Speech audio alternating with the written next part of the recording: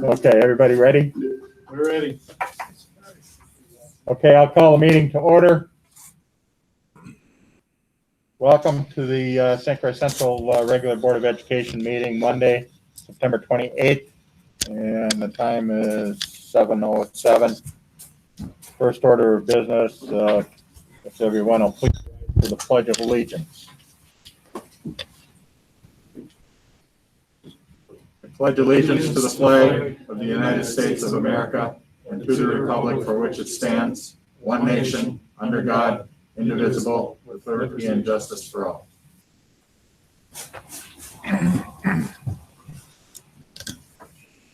Okay, roll call vote. David? Here. Jeff? Here. Mr. DeGrosse will not be with us tonight. I'm here. Deanne? Here. Brian? Here. And Mr. Lixott's not with us yet tonight. Was the meeting properly notified? Yes, it was. We are being recorded, just as a reminder. This time, do we have any public comment? Any public comment online?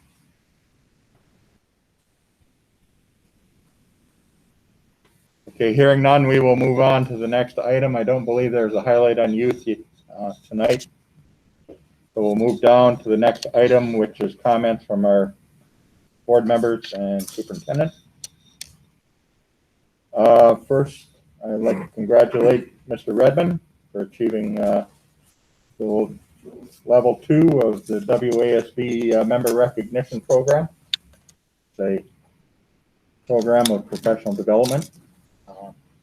There are five levels in the program, and he's managed to achieve level 2. So congratulations, Jeff. This would normally have been presented to him at our district meeting on the 8th of October, but with everything being virtual, nobody's able to attend at this time. So congratulations, Jeff. And again, reminder, there's a school board recognition week is, I believe it's the week after next. I believe it's the 5th through the 11th, or 11th. Yes. Next week. So the appreciation of all those who serve on school boards. So I'd like to recognize and thank all the board members here. So, are there any other comments or?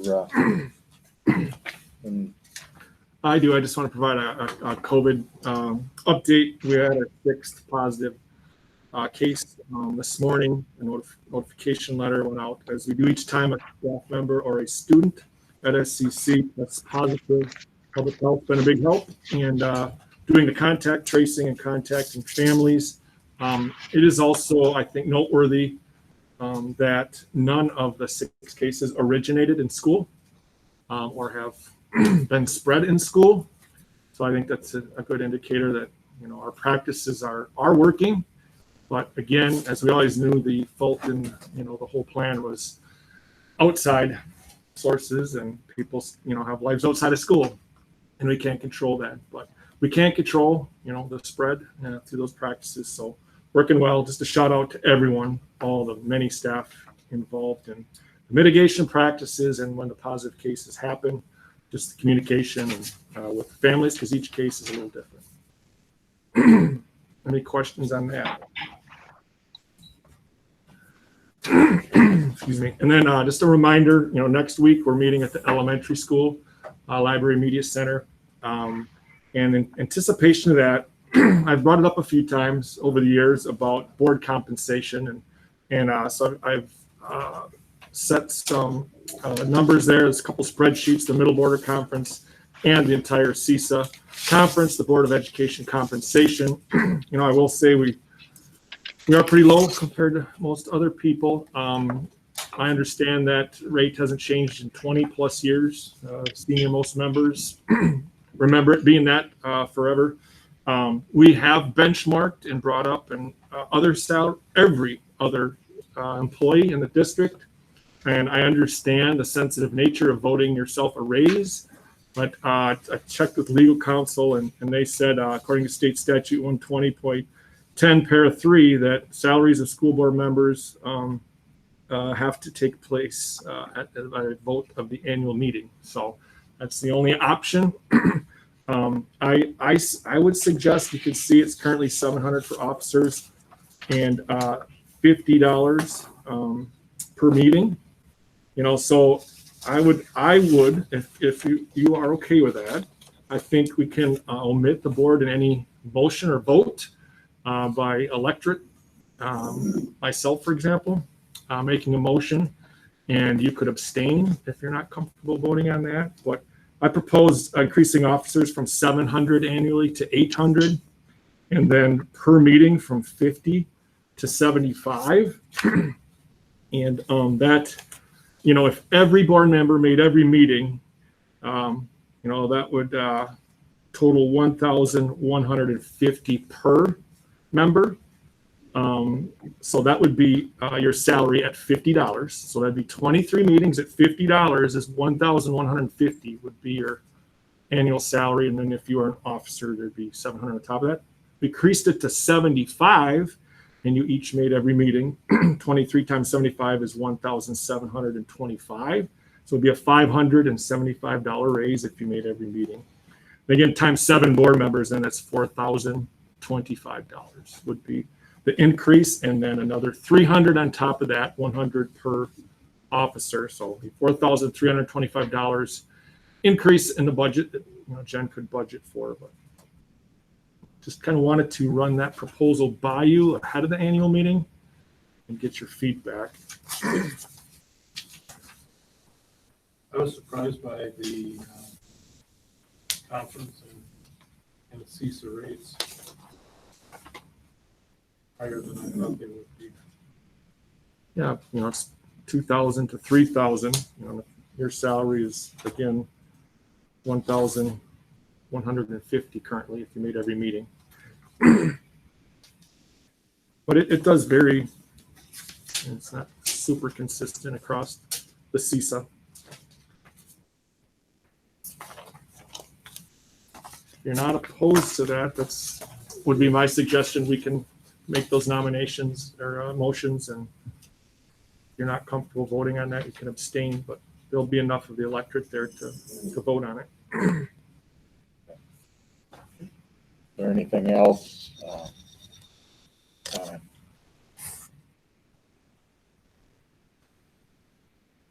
Other issues that come before comments from the board members or administration? Okay, hearing none, we will move on to the scheduled presentations by guests and staff members. First one is discussion of future needs and priorities with Joe Donovan. Joe is supposed to join us tonight on virtual connection. There he is. Welcome, Hi, Joe. everyone. How are you? I'm doing real well. Can you hear me okay? Am I coming through? Yes. Yep. Well, thank you. Tim, did you want to say anything before I jumped in, or should I just have at it? Go ahead, Joe. I've sent out kind of our correspondence last week, so the board has your memo in front of them as well to follow along. So yeah, go ahead and get started. Great, thank you for that. And I appreciate everyone the opportunity to be with you this evening, and appreciate being able to share a draft of the memo that Tim and I have been working on a little bit. And the idea, board members, is to have a process that we can use to engage the school district community in a way that's appropriate, that builds on some of the successes that you had. I think some of the last time you did this in advance of a referendum, but also to recognize that we're trying to do this during COVID. And so with that, what I thought I would do is just do kind of a high level overview of the document.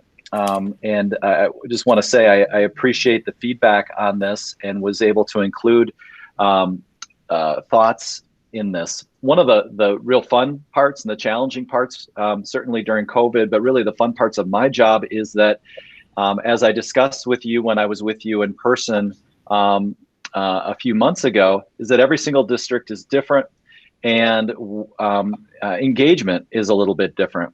I know that yours is the district that really seeks to really fully engage community members. It's not just something that you say, it's something that you really believe. And I also know that you are, you really live by the principles and your mission and vision. And so I tried to really hit those two items very hard. So again, I'll go through at a very high level this document, but I'll just mention that it's very much a draft document. The idea, folks, is that we would bring together a task force of people in the community. It would be a self-selecting groups. The idea is that the board would select some co-chairs.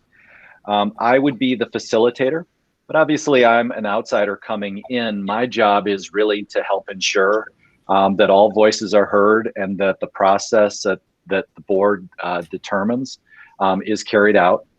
The co-chairs would be the ones that would really be kind of formally running things with my assistance and my help to facilitate.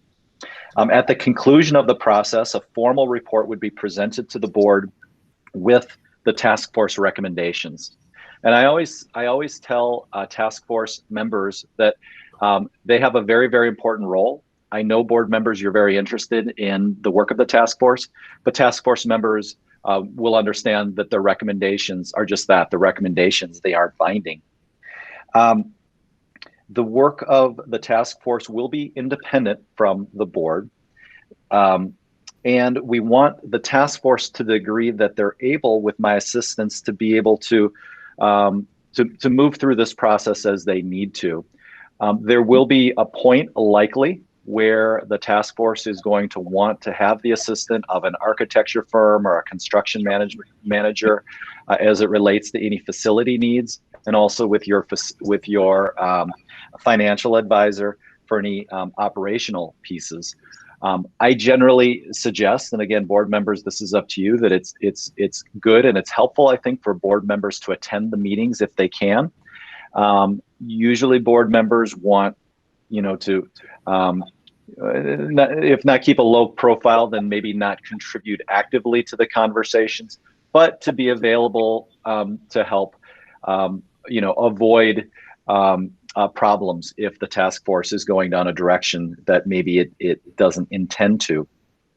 The process that I've outlined, folks, includes 4 meetings.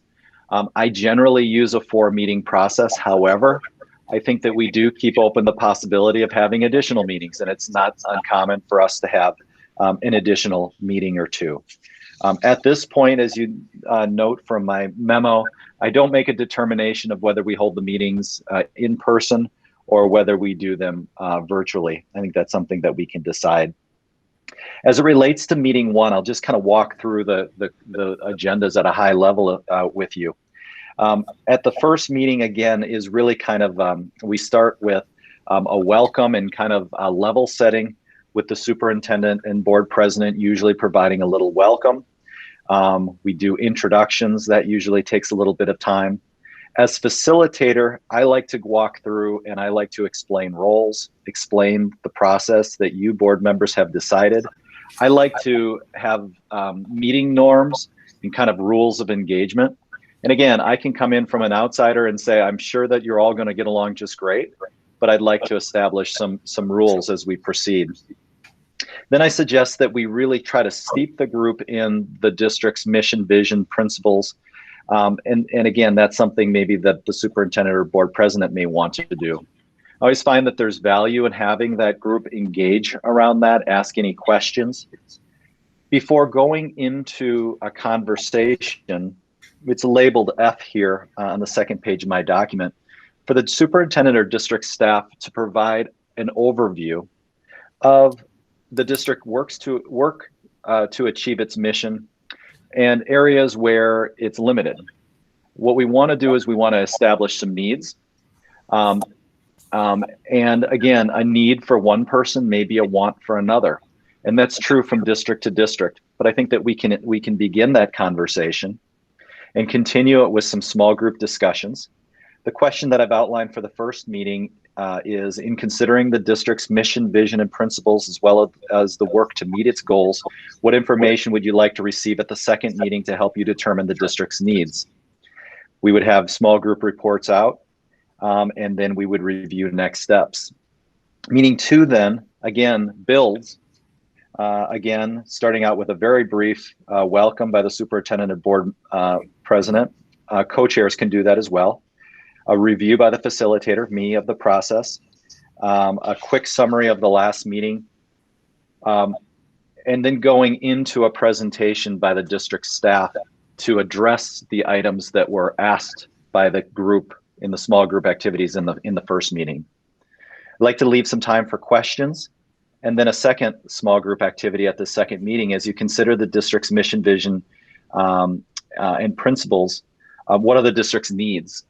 So again, we want to start talking about the district's needs. You've heard me as we've discussed this previously.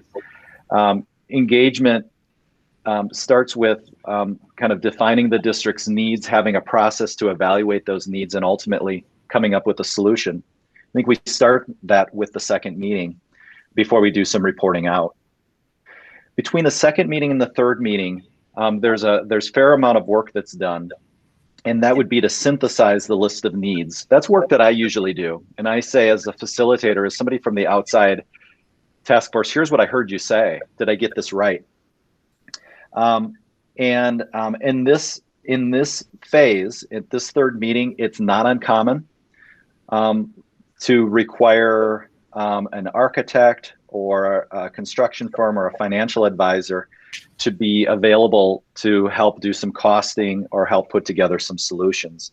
So again, in addition to kind of the nice things that we did at the beginning of the meetings, we would then do a presentation, possibly by the individuals that I mentioned, to outline possible solutions to the needs that were outlined before, and answer some technical questions, and then go into a facilitated discussion of that. And then a key to this that is important is that we're going to do a survey, and the survey really is gives the task force an opportunity to validate the needs. At this point, they will begin starting to really understand the needs and begin coming up with some solutions. I always like the idea of the task force owning a survey. A survey would be done with the community. That's something that my shop would do under the direction of the task force. And we would have a conversation about that before adjourning. The fourth meeting, between the third and fourth meeting, we would conduct the survey. So usually we allow for a little bit of time. That can be 3 weeks. It needs to be at least 2 weeks because our survey is out in the field for 2 weeks. But at that point, we can come back, we review the survey, we have an open facilitated conversation to begin reaching consensus on the solutions. At this point, we would have reached consensus on the needs and the solution. And ideally, we would vote on recommendations. Again, that conversation will be informed by the survey. Now that fourth meeting, sometimes that requires 2 meetings. In some cases, we have to do even 2 more meetings. But at that fourth meeting, what we want to do again is we want to have a conversation. And we will have established the needs. The task force will have identified and found consensus on what the needs are. They will begin to find consensus on solutions to address those needs. That'll be informed by the survey and ultimately a series of recommendations. Before I move on, I would just like to say that in a lot of cases, because the task force is using a survey, the results that come back, the recommendations come back, can be fairly specific. But in some situations, even if we had 2 more meetings, sometimes we find ourselves in a situation where the task force needs to kind of pull back a little bit. Sometimes there's a little bit of frustration even because the task force members really want to spend a lot of time and go really deep. And obviously, as part of this work, I'll be working with the task force to have them understand that we can't go terribly deep into this, but ultimately just be able to put together some recommendations for the board. And so there's an expectation setting process with the task force as well. Ultimately, the last, that I don't consider it a meeting, but in some ways it is a meeting. Typically, after we have the report that's done, that's something that my shop would do with the co-chairs and shared with the task force. Often at the 4th meeting or the 5th meeting, we would have it's typical for the task force co-chairs to come to one of your board meetings and to make a formal presentation of their findings to you. And typically, other members of the task force are invited to participate as well. It gives you board members an opportunity not only to thank the co-chairs, but also to thank the other members. At that point, the task force has done its work, and their services are no longer needed. They fulfilled their mission. I want to stop there. And again, I'm interested in questions, but I'm also interested, board members, in your helping frame up this document with the expectation that I will then come back with a revised document based on your feedback here tonight. So with that, I just want to thank you for the opportunity to have said a few words, and I'm interested in your questions and thoughts. I guess the first question that I would have, Joe, would be timeline. If we go with the decision of go or no go for a referendum for the spring election, there is a definite time date of, I believe, 70 days before we have to pass a resolution, 70 days before we would put it out for a referendum. That puts us, I don't know what the date of that is, but I think it's sometime towards the end of January we would have to make a decision. Yes. Yeah. So that's right. A good only 3 or 4 months. It's a quick process, especially since we're doing a survey. I will tell you that the timeline that we're on is fairly typical. I would not want to be having this conversation with you in a month or in November, but my sense is that we can move quickly, and we would frame up as a next step the timeline for the meetings and the survey.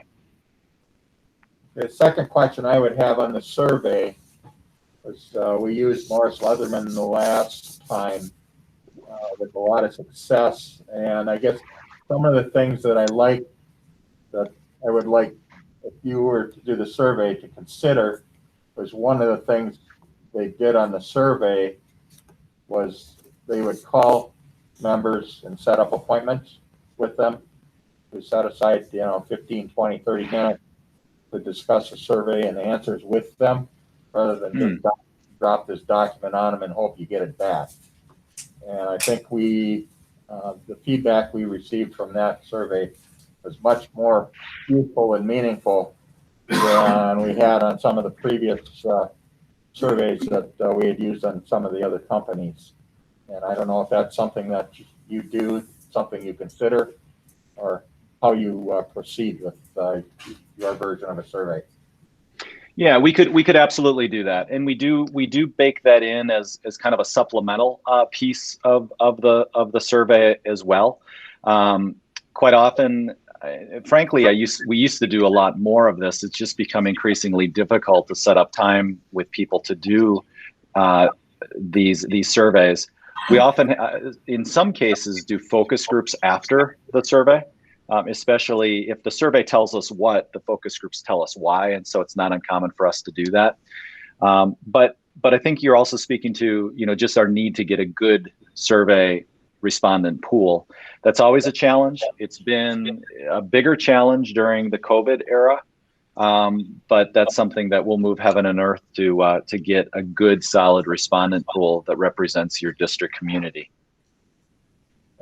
I think one last question that I would have is one of the importance of the survey was to measure the community's tolerance for financial impact. And is that something that is included in your surveys? Yeah, very much so. So a typical survey, what we do is we can talk about the needs. And again, we can speak to this from the perspective of the task force. And we can if there's a situation where there's an operational piece and a facilities piece, we tend to, again, have people walk respondents through this in two different ways. We're interested in, are the needs that are presented in fact needs, right, rather than wants? Then we measure whether people like the solution, right? Is this a good solution to the need? We tend to divorce the solution to the need from the price tag. We measure willingness and ability to pay as a separate item, and then we bring it, if we can, we bring it all together and say, would you support, you know, if this is assuming, and I don't want to assume this, but this often is the case, that if a task force comes back and says, we think that you should pursue a referendum, what we would do is we would put it all together then and say, community members, would you support addressing this need with this solution at this level of impact? And we would do that for the facilities and the operational. The reason why we ask it together and we ask it in pieces is that if there isn't support for the referendum, it then allows us to backtrack and see, where was it that the community members, you know, no longer supported it? Was it the price tag? Was it that they didn't feel that the needs were needs, or did they feel that it's the wrong solution? And by separating it, by disaggregating it, it allows us to do that. So very much so. Thank you, Joe. Thank you. Other questions? Yep. Joe Ribbon here. I really like the process. I appreciate your openness to input on it. A couple of questions. We talk about the community of stakeholders. How do we engage other stakeholders? A big one is going to be teachers. And Yeah. So how, are they welcome to be part of the task group, or do we engage them separately? How do we make sure that that huge stakeholder group is communicated with? Yeah, well, first, I appreciate it. Quite often, teachers and other staff members tend to be overlooked in this type of process. And what I've just always said is, purely from a practical standpoint, if there's a situation where you ultimately go to a referendum, the people who have the most credibility in the community, I know I'm talking to the superintendent and to board members, but in terms of credibility, when we do surveys on this, as much as board members and superintendents are liked in the community, they trust their teachers even more. So however many teachers you have in your district, and bus drivers and custodial staff, they're critical stakeholders for you. So what we want to do is we want to make a special effort to bring them. They should be invited to participate in the task force. They also should be invited to participate in the survey. And we, from the survey perspective, we ask people to identify who they are, and we're interested in, you know, are you a staff member? Are you a parent? Quite often, two boxes are checked for that, right? So you're exactly right. We will bring in teachers, not only because it's the right thing to do in terms of engagement, but it's the right thing to do just from a practical perspective. Great, thanks. Thank you. Other questions? Ryan? It's Brian Gulfel here. Good evening. Wondering the size of the task force. And does that impact if you have more interest than anticipated? If you get 100 applicants, be on the task force, what does that selection look like? Do you get a cross section based on those criteria that they select, or what does that look like? Yeah, so I will tell you, first of all, it's a great question. Typically, I think that what I've outlined here is that this would be open and that any member of the community can participate. I have found over the years, and let me just take a step back.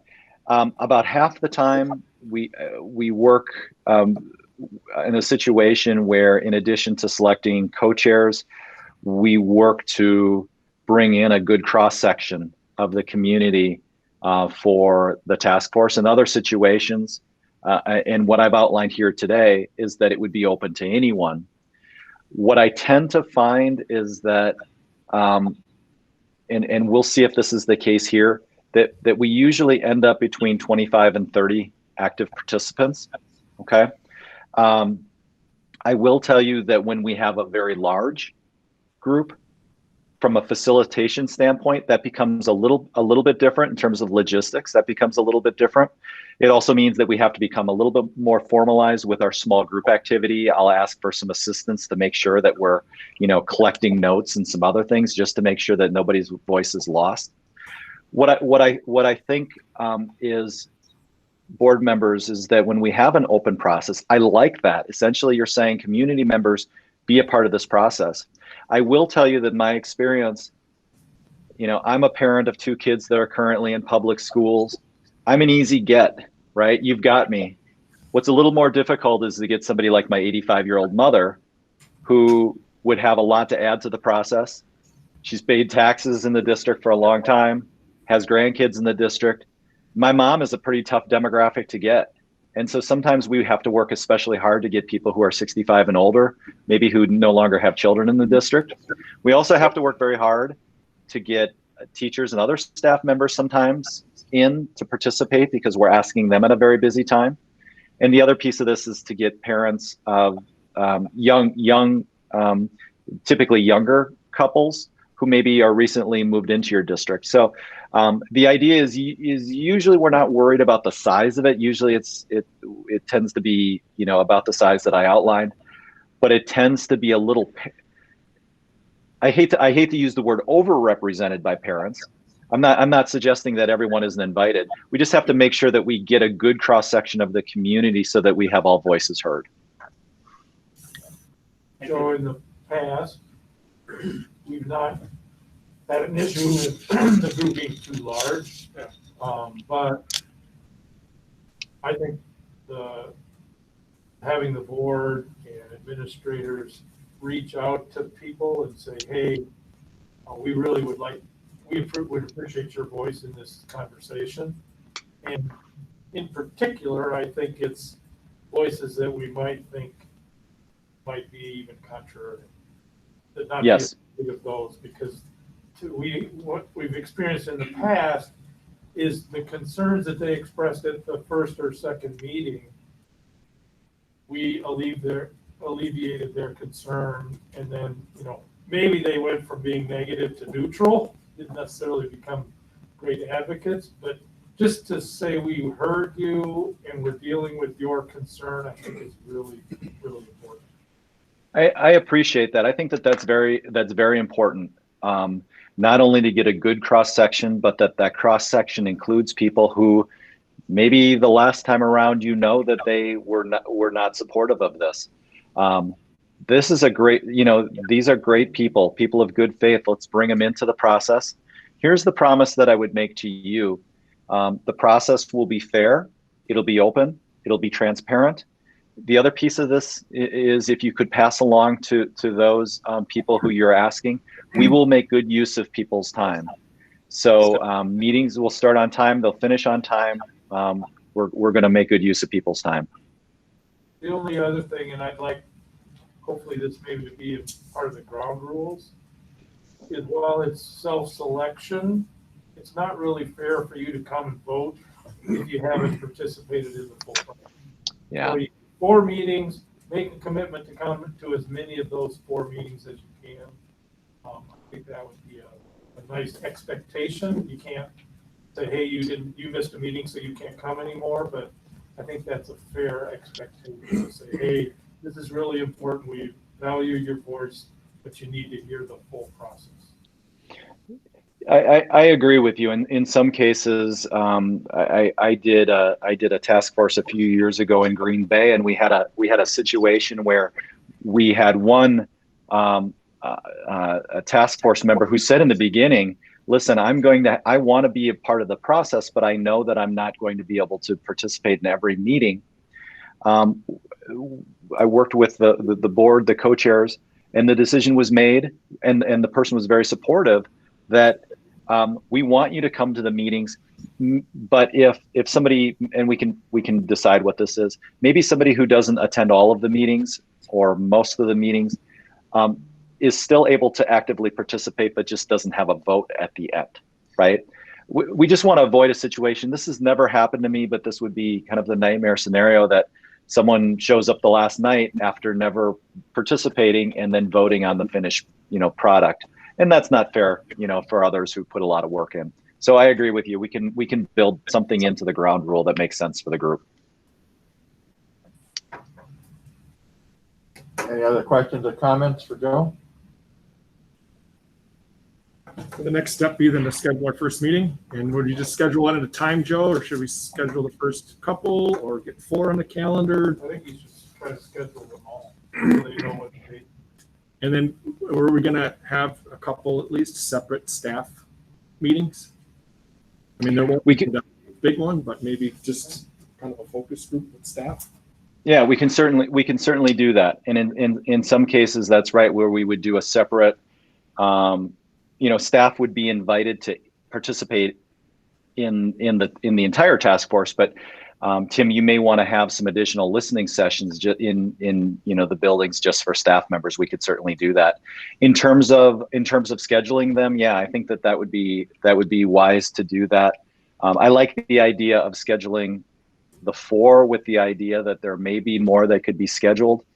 And I think the only thing that if I could ask is, as we begin to look at dates, the only thing that we may want to have as tentative is the meetings after the 4th meeting, only because, folks, we need to know how long we need to leave the survey open. And sometimes that depends on how quickly we can have some items printed in terms of, typically we'll do a mailer. So I would say we can select dates, but we may need to keep them tentative just for a couple of days until we learn a little bit more. And I would work with Becky on that mailer. Yes, that's right. Okay. Yep. You want to try to get. Well, you guys can Just schedule let it- dates. okay. We're not critical. So knowing, I think we'd have to have the resolution if we move forward to referendum by the January board meeting, the 18th. I think 70 days is around the 25th. Well, the meeting is the end of is that 4th. Oh, that's right. It is the 25th. So Yeah. I'll have to count exactly. It's within a day or two, I think, 24th, 20th. So it'd have to be the 11th or the 25th for resolution. So moving backward, probably be a good goal to try to have a vote and a decision before the Christmas break. Knowing we got to do at least 4 meetings and shoot for kind of a couple per month. I mean, we're going to have to get the dates and the printing time. So the earliest we probably have the first meeting would be 2nd or 3rd week in October. We want to avoid parent-teacher conferences. We'll work on a date and we'll mix it up, please, so that not always a Wednesday or something, but a couple in October, a couple in November, maybe, or 1 in October. Joe, the first 2 meetings could be close together, like 1 a week. That's right. Then you need some time to get ready for the 3rd and 4th. That's correct. The heavy lifting in advance of the meetings really comes between the 3rd and 4th meeting, including if the board wants to engage an architect. They often, at that point, usually the architect has to do some heavy lifting. And so we want to be respectful of that. Okay. All right. Admin, look at work on scheduling dates and work getting that postcard mailer sent out and get rolling. Is that the way that you're envisioning you get the task force? People is through a mailer? Yeah, And the website. every box holder. That's the only way to really ensure that it's every box holder, every district resident that way. I mean, we can do reminders with email, but that only gets our parents. And we can do social media, but guarantee that every voter would get it at least. And it, unfortunately, Our mailboxes are full of And we can, other flyers right we now. can, you should give us a template to invite people, Okay. you know, so we can all invite people that we think. Be That's like why I was just email, wondering if there's email. gonna be more deliberate, I think it should be. invitations than the shop. Yeah, Like an email I mean, in both. I'm not saying one or and the other. social media. You know, you can use the whole thrill share, text messages, social media, website, and email we have there. I don't know, do we need to add the paper? That might hit that demographic. Yeah. If we want to get Joe's mother, we Yeah. probably have to do it in the paper.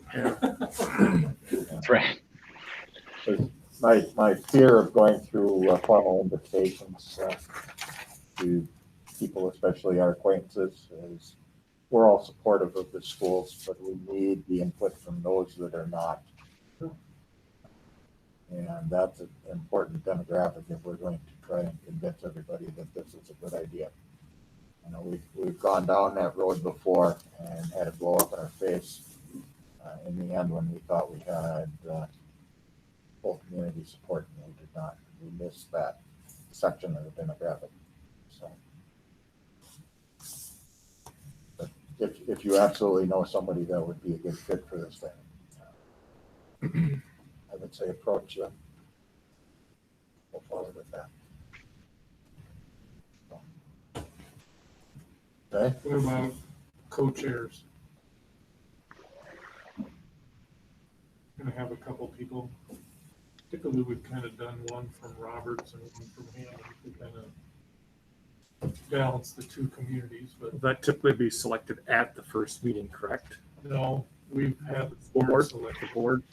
pick people to be kind of and they're not doing any of Joe's work, they're just kind of being the voice at the meeting. That's what chairs will be appointed by the board. Yeah, Okay. I think it should be here. So maybe, you know, and I'm comfortable letting Howard pick them, but if we have ideas on who that should be, you know, I was a co-chair before I joined the board. I was chaired one of the, that was kind of my way on the board. And two, in case one person can't make it, is that one? Yeah, Or just to represent two then communities? it's less pressure on one person. I think two people is. And who would develop the agenda, Joe? Joe does the agenda. Yeah, I'll based on what we've discussed here, I'll put together the agendas. I'll put together the rules of engagement for your review. Of course, I have the invitation and all of the other items. So think about people that, a couple people that we want. All right. Okay, is there anything else we could discuss with Joe tonight? I haven't really heard it mentioned yet, but I would like, I guess, you know, we talked about potential architects or construction companies or whatever, but I'd like to make sure, I guess, that we have some representation from the district in these meetings as far as curriculum. Because that can absolutely be one of the things that we say we need to really invest some money in curriculum. We need to make some changes, anything like that. But there can definitely be some financial impact if we change curriculum a fair amount. But I mean, I would definitely want to make sure that we've got somebody there to lend some guidance or some input on that as well, to say, okay, if we're going to try to do something and we're going on district wants, needs, desires, whatever, we need to look at this, this, and this, because we'll need to consider the financial impacts of that as well. But I don't want to leave. You know, I think a lot of times, the vast majority of people, when they think referendum, they think buildings. We're already beyond thinking that way, I think, as a board, but I think we also need to focus too on just what are we offering to students, curriculum. So it's my preference, I guess, that we definitely have somebody that's making some calls on curriculum. And whether that's an admin building and Stephanie coming in on the virtual side as well, I don't know. Yeah, the entire admin team would be there. I definitely think we need somebody to keep curriculum in mind. Well, I think there's plenty of offerings that we're looking at, and I think we need to address those, David. I And think that's a good point on your point there. And, one of the big things that we're looking at is career and technical education portion of it, which we have a large part of our student body is interested in that, but the facilities that are needed for that, the curriculum that's needed for that can be very expensive. We've got that, and we've got the computer stuff that kids are interested in. We have many of the math things, science things are all of interest to our students. They all cost money, so let's get some input, see where we're at. Yeah, but I think that's one of the reasons why we picked Joe, a non-building person, to be the facilitator, so it didn't look like was a foregone conclusion that, you have a hammer, so you're better look for Tony. Yep. And in no way am I saying that you're short-sighted the way you're looking at it, Joe. I haven't heard anything like that mentioned yet. We talk architects, we talk construction companies. I want to make sure that we also talk curriculum, that the core of what we're getting these kids is an education. I want to make sure that we keep curriculum in mind if we're looking at making some changes or making some investments. There may be, nothing there that we think we need to do. But I think it's got to be on the radar until we, or the committee decides, if it's something we need to focus on. So. And then also I would, anticipate or recommend that Brian Brewer be there from Baird Financial at the very first meeting to just talk about why we're set up and why the timing is good and where the market's at, and borrowing, interest rates, all those things, our mill rate, our property valuation. It's all we're set up really well financially, but I think that would be a good thing to just start with, just to kind of set the table for tax tolerance. Joe, if we're doing this in a couple of weeks, do you see this as a virtual meeting? We can, from my standpoint, we can go either way. I think that almost without exception, we're doing these virtually now. But I'm prepared to do it in person or virtually. I think that's up to the board and district. You could do a blended one in the auditorium where we implement social distancing and the masks and to spread people out. And if they're not comfortable in person, we offer the online version. We could do both. So have you done any mixed? Kind of in my world, people say you either do it in person or you do mixed. So you have a feeling for that? Mixed is a little more difficult. Yeah, mixed, and I'm not saying that we can't do it. My preference is to do one or the other only. Frankly, I think that what I've heard from colleagues who have done mixed is that they feel like they give short shrift to those people who are online, and I think that where I have done it, I've probably gone the other direction. So I like so many things in this COVID era, we're learning things. And so I have grown more and more accustomed to doing board meetings like this and facilitating meetings in this regard. Doing a hybrid makes me a little nervous. How do you do small group discussions and Breakout rooms. they do breakout rooms? Yeah. And Zoom? Okay. Yeah. What do we use? We don't use Zoom here. No. In Zoom, you can do breakout We can. rooms. You can assign them. You can make them random. You can have facilitators of the breakouts, all kinds of. Yeah, we can join Zoom meetings, but we haven't paid for that to or be the originator. But I assume you do, Joe. You have Zoom. We do. Yeah.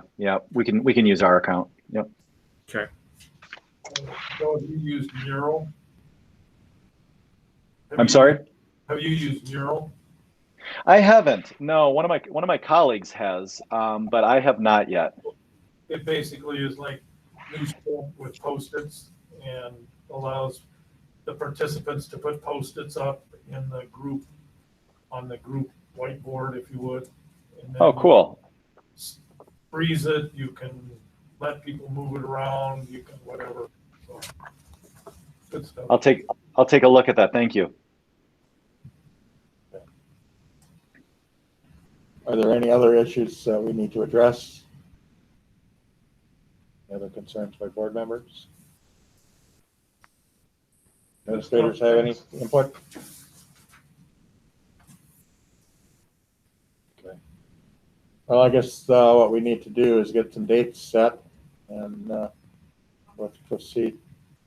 So, thank you, Joe. Appreciate your Thank you, help. everyone. I appreciate it. I'll be in touch, Tim. All right, Joe, sounds good.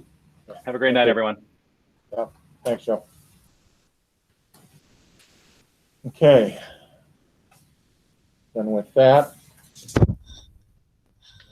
have any other items to discuss on that? I guess if we have individuals that we would like to see participate in that, I think we need to contact them, urge them to participate in this effort. We'll get them scheduled and have an update next week at our next meeting. Okay. Then moving on to the next item is Ncled lighting replacement proposal for all the district buildings. So I was contacted by Dale Baton last spring, and since then had a lot of communication with Ncled. Dale and Jay and Todd, Jen and Greg and I and Howard joined us last week as well. We had questions and working out details, but just in a real quick introduction before I turn it over to Dale and Jay. Ncled is a company that just does solely LED installs and replacement. And the thing that was attractive to me that caught my attention right away is they do it in a way that is budget neutral. So obviously that piqued our interest, and we asked more and more questions, had more and more meetings, had an audit. And so with that, I will just turn it over to Jay and Dale and have them explain it better. Thanks, Tim. You're welcome. Good evening, everybody. Thank you for taking the time to listen to us. I just want to make sure Todd Emmy is in on this. Todd, are you there as well? I see him in here, but he's on mute right now, so he might be muted. Sure. All right. I'd just like to start off with a little history of Ncled, who we are as a company, before we get into what we have to present. And Dale, I'll let you go over some of the presentation, but the history of Ncled is we were formerly known as New Covenant Contracting. We're an electrical contractor in the Green Bay area for over 20 years. Our president and owner is the former Green Bay electrical inspector. He brought me into the company a little over 6 years ago to start a division doing LED upgrades as the technology has become more proven and the pricing has become more favorable for people. So with that, I started the division of New Covenant Contracting called Ncled. In 2017, June 1st, 2017, we have stopped contracting altogether and do nothing but the sales and install turnkey LED installs around the state of Wisconsin, into Michigan, into Illinois. And believe it or not, we're actually traveling to Kentucky this year. Don't know how that happened, but it did. So what we did is partner up with Todd Emmy, who is our financial member, who allows us to offer a turnkey budget even option for facilities to go ahead and update their lighting needs with no money out of pocket. So Dale had us come out and look at all the school buildings, and we performed an audit. And what that entailed was taking a lighting program that we have called Eco Insight, walking through the schools one by one and taking account of every area of every inch of every facility you have with all the current lighting. We then gathered your utility bills so that we can figure out what you guys are spending on those lights currently, and then created a proposal to show you what that would look like if you were to go LED and what kind of savings that would be. So I know Dale and I prepared a summary document. I don't know if you all have it in front of you or not. Yes, we do. It is. Okay. So basically the meat and potatoes of this, if you will, to do the whole facility for you would be including the fixtures themselves, the labor, all the recycling, everything hands off. The total project cost was $398,949. Focus on Energy, which is the state rebate program, will kick back $37,456 towards this.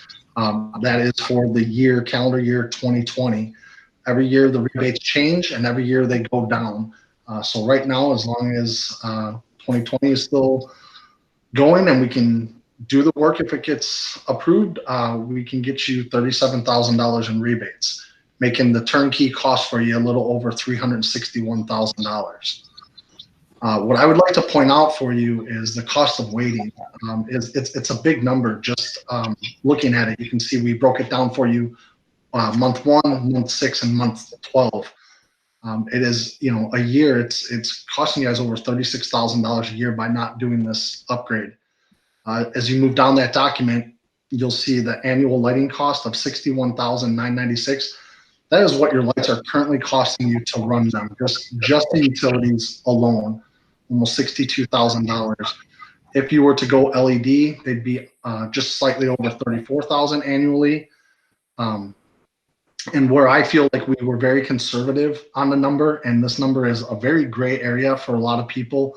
I think the size of all your buildings and, just looking at them as a whole, I think this number is conservative, but we had figured about $8,600 a year for maintenance for your whole facility. And what that number includes is the purchase of lamps, ballasts, or any other components for the lighting system, recycling, lifts if needed, and the labor to fix any of the lights that have issues. What that works out to is about $710 a month.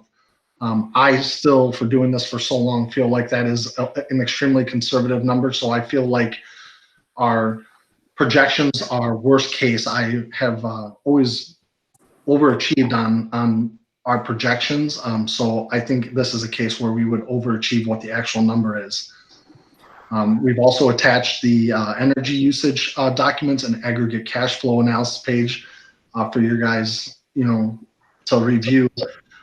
But that's basically what we did. We came in and we did a complete audit of the facility.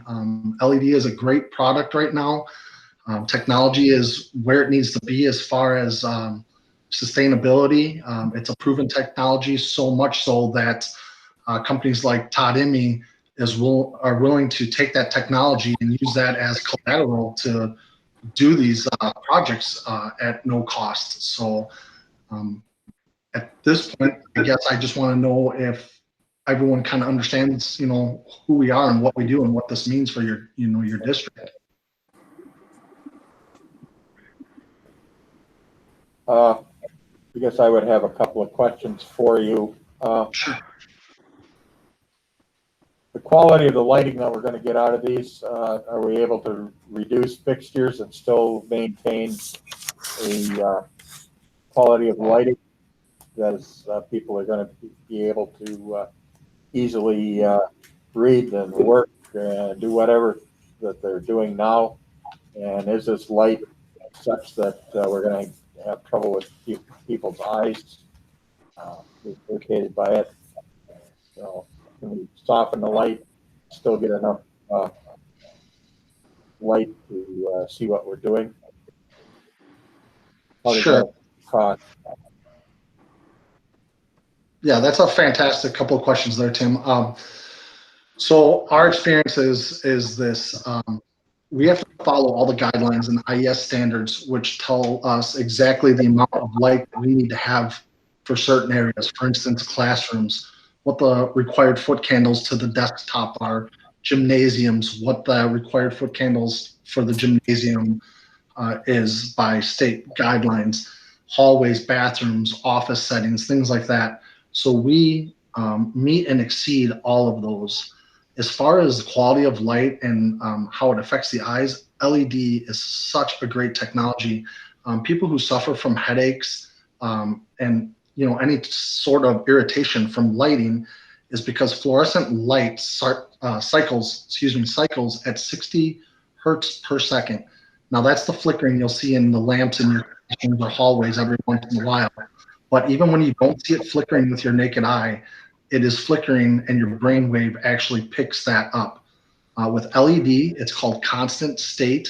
What that means is it's a steady line. You apply power to it. There's no signal wave to it. It is a flat line, and that actually eliminates any irritation to people's eyes and or headaches. People who suffer from migraines because of lights, that will all be alleviated with going LED. And the quality of the lights, Ncled only provides the best of the best when it comes to, our products that we install, because we do not want you guys to have issues at all in the future. What's the typical lifespan of these LED fixtures? Are we talking 5 years, 10 years, 20 years? Sure. So the manufacturer warranty on these are 5 years. However, all the products have to be DLC listed, which is a testing process that everybody uses to warrant if a product is good quality. Our products are on the low end 70,000 hours, on the high end 100,000 hours. So that is the typical lifespan you'll see. So even if we took the lower of the two at 70,000 hours, and your classrooms are in session 2,000 hours a year, we'll say, that's a 35-year life expectancy of that fixture. The other great thing about our fixture is their testing data to prove the light loss. Anyone who comes in and tells you LED will not lose light, that's a very incorrect statement. There's different levels at which a LED will lose its light. Our fixtures lose a rate of 20% over its lifetime. Why we chose to stick with that is because the naked human eye cannot detect that light loss. So you will not walk into any facility we have ever done 5-10 years from now and be able to tell that it has lost any sort of light whatsoever.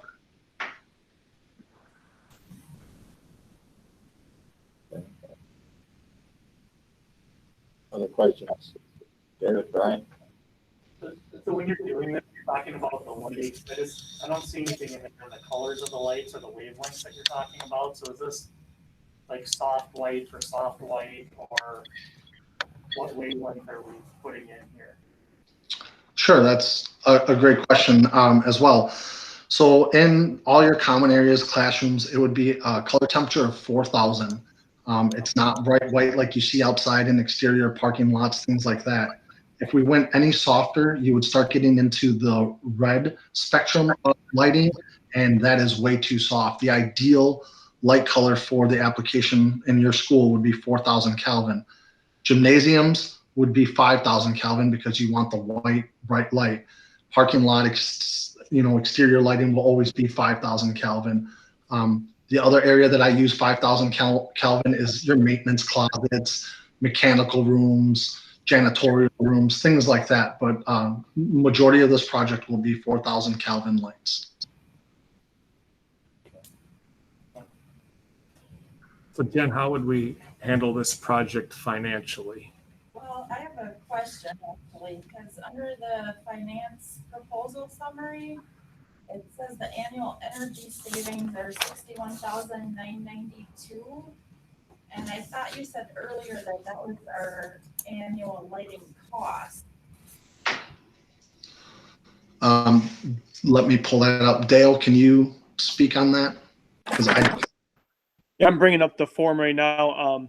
Tim, if you have it, I know I emailed it to you. It's the one that I think is being used, but the one that you had up earlier, I think when you first put up on it. Yep, I've got it up. Do you want me to share my screen? Yeah, if you could share that, that would be great. And we can look at that payment. We can look at it year by year. And if Todd wants to jump in too, we can do that too. Can you see it now? I can see it on my screen. Okay. Jay, do you see it? I do. Todd, I know you prepared this document. Would you be able to chime in on that?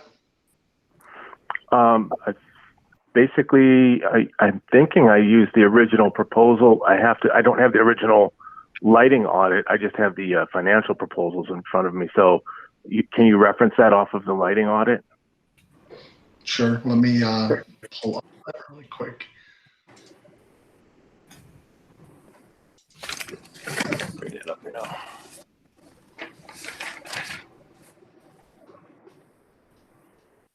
the breakdown of the total project investment? Current annual lighting cost 61,000. Yes, I'm just saying, what is there? Was that a By light, fixture by fixture. Yes, we just thought it was too much for the board. Yeah, no, I just was curious. Dale? I see in the summary that you have. Yes, you're correct. It says 61,996 is the current lighting cost. Post LED 34,396. Annual savings of 27,600. So I don't have each individual proposal in front of me because we prepared each school separately, and then we're asked to do a summary document. So I'm wondering if there was something in the summary that we put together that's incorrect. Let me try to see if I can find that. Annual I think I looked at it, and I think the 61,996 was the typical cost for a year. Oh, yeah, Todd, I think just that line it's that line typed got wrong. Yeah, the line's entered wrong. Yep. Yeah, that shouldn't say annual energy savings, should say annual energy cost. Okay. The annual maintenance. I must have got transferred. Oh, yeah, because in the other documents, says current annual lighting costs, 61,996. Yeah, so I think in preparation with the WISCO funding doc, I think that was just a misprint in the energy savings. Yeah. Is what Nope. I believe. Because I'm sure everyone has seen the separate schools that we put together. Each one of those has a energy savings, each one has a maintenance savings, and then we just combined them all. So I believe that to be just incorrect on that WISCO funding page. So it's also incorrect under the monthly energy savings. Right. The number is transferred based on 12 months. So that savings number would be reflecting that 61,992 number. Yep. So if that's incorrect, then obviously we have to replace that. Yeah. So there would be like 2,300. I'm sorry, I'm trying to find that. It would be approximately 2,300 in monthly savings. Right now, if you look at your cost of waiting, 2,300 would be probably your energy, and then 700, which is the calculation for maintenance, makes it $3,000 a month roughly with electric and maintenance, correct? So it's 36,241 annually would be the correct number for maintenance and utility costs would be the correct. So Todd, I think when you put it into your spreadsheet, you might have taken something got shifted. Yeah, you shifted the wrong line item in there. So we can correct that document and get that over to that's easy. so that you can see it. But that's the true numbers are what's on the summary. The current annual lighting cost, the post LED, the annual lighting savings of 27,600, maintenance of 8641. Put you guys at about 36,241 in savings annually. The finance, I understand as they look at it, we're basically agreeing to pay what we pay now in monthly energy bill for 5 years, and then we paid off the capital investment, and then we reap the savings. Mm-hmm. Is that the financial model? And it's exactly, and it's run like a lease. It's a lease payment. That's what makes it budget neutral. But so if there was a lump sum payment, would it be cheaper? Like is it 51 if we paid it in one? And I didn't look at like the detail on the cost. 389,000. Yeah. 389,000 is the capital investment to do the whole 0% interest. The interest rate you said would be under 3%. That's what I was trying to figure out. And I'm trying to figure out so NC. Yeah, the interest rate on these is 2.95. two different entities. Yeah, I believe the lease is run through Wisco funding, correct? Yeah, so that's the financing company. So they're doing the work and then they work with Wisco funding. Because he said it's 2.95. Right. Correct. Can you go through Ncled and then use a different funding source?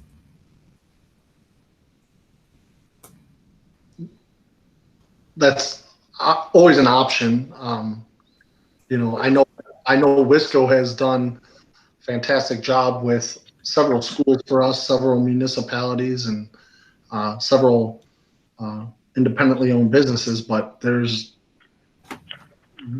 nothing stating with Ncled on our behalf saying that you have to go that route. Oh yeah, you can utilize any resource you like. I mean, if we had the free cash, then we could just spend it. We don't. But that's what I was just trying to understand the model and where there might be a savings. So does Ncled, do you work with anyone else other than Wisco funding? We do not, just because Todd has always given us the best rates. Even our own personal bank that we do business with for the last 30 years took a crack at this for us in the past, and their interest rates were a lot higher. So Todd has always come through when it comes to how easy the process is, and also the rates are so low. It's close to free money. So I've always used Todd. I would just recommend that if you do take a look around anywhere else, it would be something that, because we're not adding any cost to the bank rate, right now I would be surprised if you would found anything significantly better unless you were going to finance a larger amount of money at one time. But you're more than welcome to check all your other resources. For Ncled, who's your competitor? Do you have any competitors in the state? Any electrical contractor would be my competitor. However, there's not many people who turnkey. Well, there is no other people in the state of Wisconsin who do a turnkey solution like we do. You'll either find lighting companies that will sell you the light fixtures and then subcontract that work out through somebody else, or you'll find companies who then will sell you light fixtures and tell you to find the contractor, and then you have to put the labor out to bid. There's not a one-stop shop, and that's what has created so much business for Ncled, just the way we are put together. I mean, we go out, we do these audits at no cost to these clients. We put this together in a more than professional manner. I mean, we have competitors that I've seen that will just throw a spreadsheet on the client's desk and say, here's your cost, and this is what we think your energy savings will be. We even do all the paperwork for Focus on Energy on your behalf. We have a in-house colleague that is their full-time job, processing Focus on Energy paperwork so that you don't have that headache. So competitors, sure, if you want to consider electrical contractor one, but what we do, there's nobody else that does what we do, and that's, I think, why we travel so far and do what we do, is because there's just nobody else that does what we do. I don't come across other groups that are as specialized. Most people are more generalists. So I do finance for other contractor groups and things throughout the country, but no one's is specialized in as a turnkey specialist, where you get everything from the inception to completion, and then the servicing through all the same group. That's what I've experienced working with them. Is this something that you were looking for, or did they contact you? Contact me. Yeah. So, to give you a little history on how that happens, our process here in-house is Dale has been hired by Ncled to get through facilities. His role with our company is to reach out to people and offer them our service. And we are one of the only companies that do not charge for the audits that we do. Some of the other companies I've come across usually charge anywhere between 1 and 2 cents per square foot to do this. So Dale, his sole purpose is to reach out to business owners, facility managers, people of that nature, and get us through the door. And then myself and the owner and or master electrician will come out and do the audit of the facility. And our portfolio is just full, which I think we sent over just about all the school districts we've done in the state.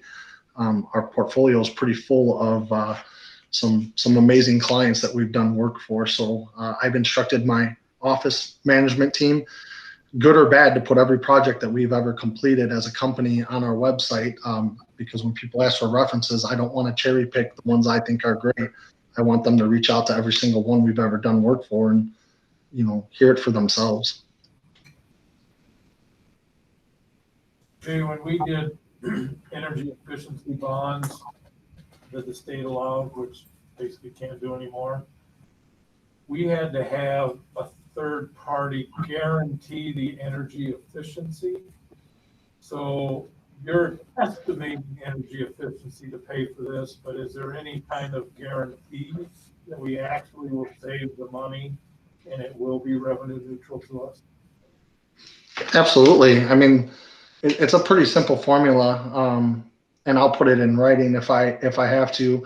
The only thing that would jeopardize that energy savings is if you decided to start using your facility in a different manner, right? So how it works is this: you guys pay a kilowatt rate for every building. Let's call it 10 cents to make it easy. You guys have lights on for so many hours, which when we walk through with Greg, he gave us an idea. Okay, this area is on for this many hours. This area is on for this many hours. So that information is what was used to get the energy savings. So when you take the wattage of the lights that you have currently, convert that into kilowatts, times it by the hours of use, times the rate you're paying, I know pretty close to perfect of what you guys are spending for those lights to run on a monthly basis. Same formula worked with the LED side of it. All we're doing is changing the wattage of the fixture, so I know how much the new lights are going to cost you. However, if you do something drastic like stop using the gymnasium, we'll say, well, that's definitely going to impact your return, because if we're using the gym, let's say 3,000 hours a year, and all of a sudden you guys use it 500 hours a year, well, that's gonna change that energy savings for sure, because you're not using the lights the way it was when I came out and audited. I guess one of the other questions that I had, this is Howard Kirschke. One of the questions we had was the cost of relamping our athletic fields, going from the high pressure mercury vapor to LED lamps. And did we get any estimate of the cost of that yet, or are we still working on that? Nope, we have both in separate quotes. We broke out the baseball field separately from the football field. The baseball field was a turnkey project cost of $67,030 for brand new fixtures, labor, recycling, everything turnkey. And the football field was $66,143 turnkey, labor, materials, recycling, lifts, everything, 100% turnkeyed. Okay, what was that for the football field again? 57 what? Sure. The football field was $66,143 was your turnkey project cost. The total was $69,983. Focus on Energy put $3,840 towards it, making your cost $66,143. And because of the limited use of those facilities, it probably doesn't generate enough savings to pay for that capital. Being completely transparent, and that's the individual that I am, yes, that is very correct. Field lighting is a very long-term payback because of the fact that the lights are not used. I can give you guys the most energy efficient lights on the planet, and if you don't turn them on or use them, it's never going to pay for itself. Okay. So I have to double the usage by football and soccer. hold some great events out there. I'd love to come out and see you guys use that a lot more. If you did the lighting projects, I can promise you that it would be the most amazing thing that you guys have seen when it comes to lighting. But again, it's an investment that has to be, thought through by all of you as board members. Yeah. Well, the reason I ask is I believe Osceola, probably 5 years ago, went to LEDs on their football field, and the cost of operations of the things were next to nothing, which is why it piqued my interest. Absolutely. I could pull that up really quick and tell you what the energy savings are on the football field is a 57% energy savings. So we're going to cut out 50% of the usage of what you're already spending on that one. And the baseball field is, let me pull that one up really quick. The baseball field is a savings of 40%.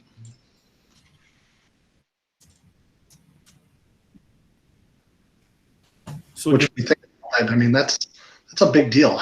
Half the energy is being taken out of what you guys are already doing, and maintenance free with the way you guys are using those lights, the field lighting. You'll never have a lift out there ever again, or a contractor out working on lights ever again.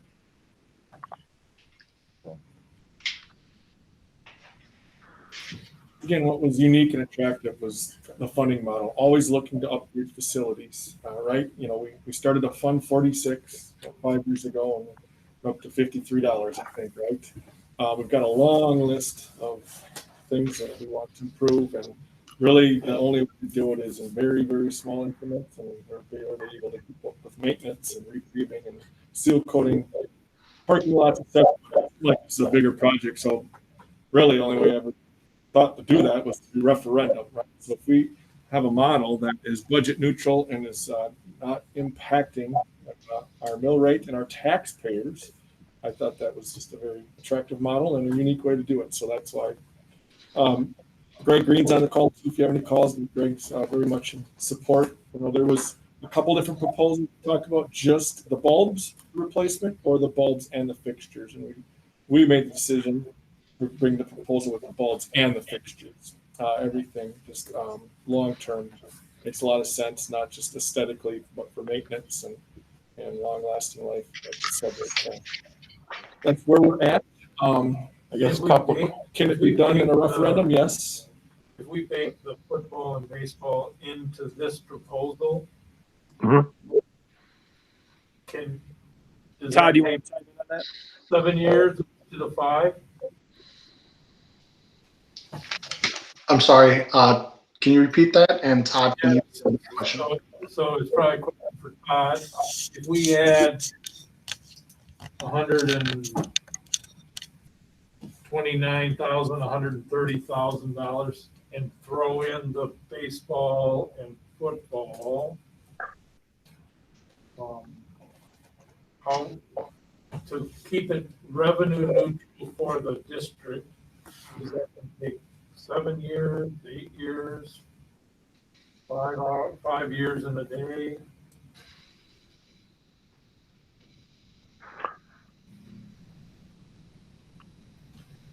We certainly can include that in here and bring it back next week.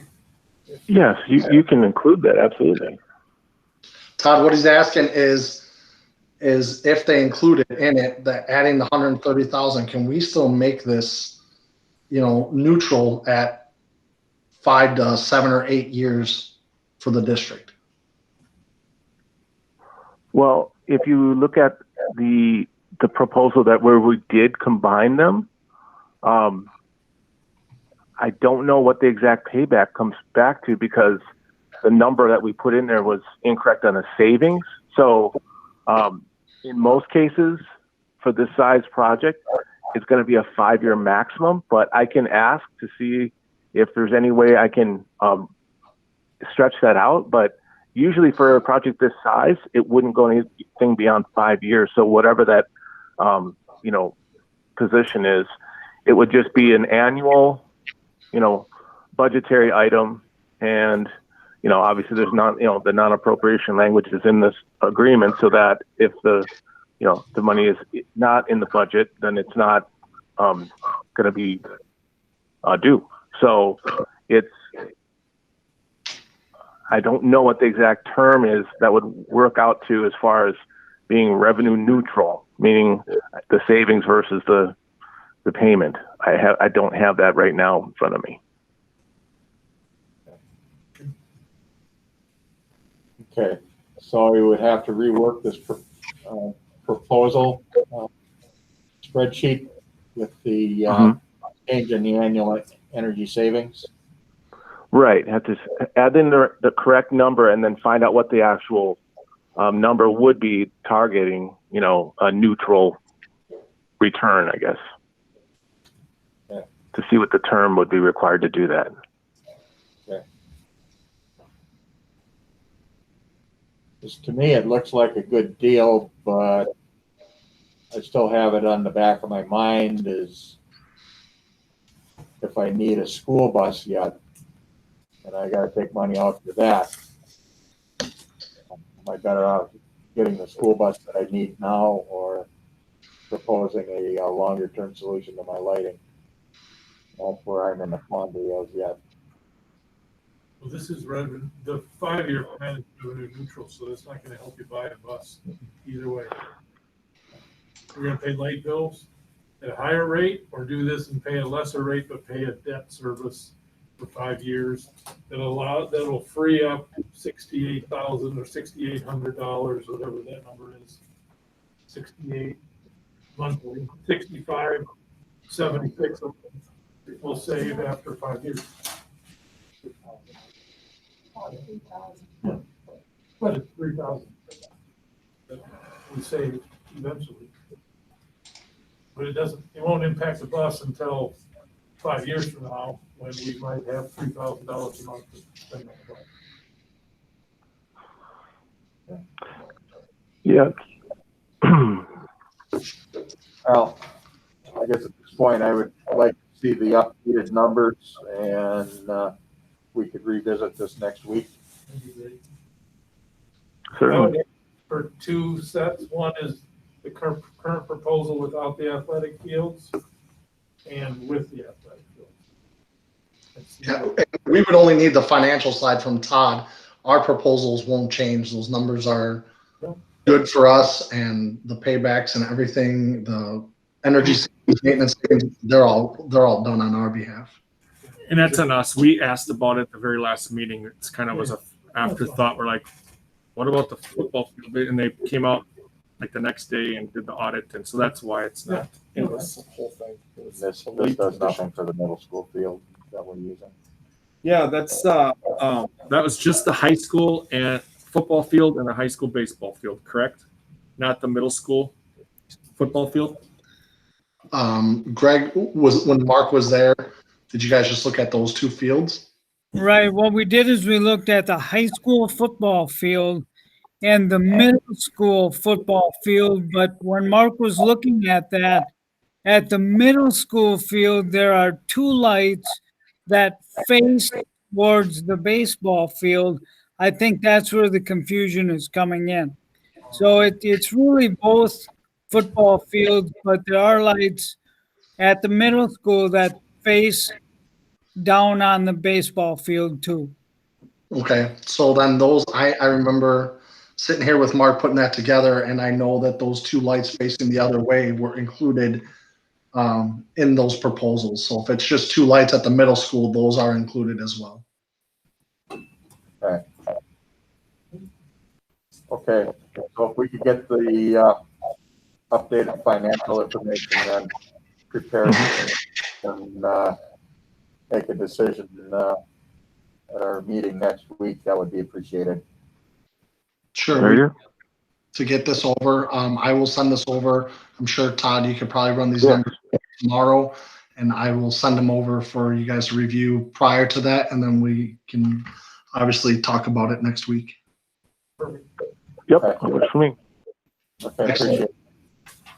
Does anyone else, besides that aspect of it, does anyone else have any question on the technology or lighting aspect of it, for the Ncled portion of things? Because, this technology may be new to some people, and I want to make sure everyone's comfortable and understands exactly, the technology and how it's going to perform. I guess I don't have any questions. I lamped my pole shed with 7 LEDs, and it lights it up like a shop. So I have Excellent. no lighting on that, and I expect long life out of that. So Fantastic. Well, we will prepare the documents for you guys and send them over. okay, thank you. Thank you. Have a great night. Thank you, everybody. Thank you. Have a good evening. Have a good evening. Okay, with that, then we will move on to our next item, which is our financial reports. And in the absence of our treasurer, I will go over the treasurer's report. Bank account balances as of August 31st, 2020. Citizen State Bank checking, $2,540,658.08. Citizens Bank money market, $1,012,256.11. Citizens State Bank money market fund 46 is $53.02. Citizens State Bank money market suicide prevention, $19,164.98, or total bank account balances of $3,573,132.19. Move to accept as presented. Second. Okay, I have a motion, David, second, Deanne, to accept the treasurer's report as presented. Any further discussion? All those in favor of the motion signify by saying aye. Right? Aye. Opposed? Motion carries. Okay. I'll get it all together here. Next item on the agenda is consideration of the consent agenda, which consists of approval of our meeting minutes of our August 17th meeting, our September 14th board learning meeting, approval of the bi-monthly bills for September of 2020. There are no resignations, retirements, appointments, or contract modifications at this time. And I don't see any curricular modification requests at this time. There's one, Howard. There is one? Mhm. Okay. Okay, I guess I missed that. Okay, then we have one full-time curricular modification request. So, Move approval of consent agenda as presented. Second. I have a motion, Jeff, second, David, to approve the consent agenda as presented. All those in favor of the motion signify by saying aye. Aye. Opposed? Motion carries. Next item, our administrative reports, starting with our student enrollment update. Exhibit 11A. All right, this month's a little different in that the in-seat count, you'll see a drop to 1488, but those students, about 135 of them went to our virtual school, which you'll see down, and the virtual full-time went from 28 this time last year to 163. So there's 135 of our students. They didn't leave, they just went virtual because of COVID. So if you add those 135 to the 1488, that would get us at 1623 just for comparison. Again, to last year was 1608. So enrollment would be slightly up. Again, lots of shifting and moving around, but our students are still our students plus some. And then also like to highlight the free and reduced lunch rate. It's statistically or historically been 19 to 20%. It is up a little bit to about 23.76%. It's up about 3%.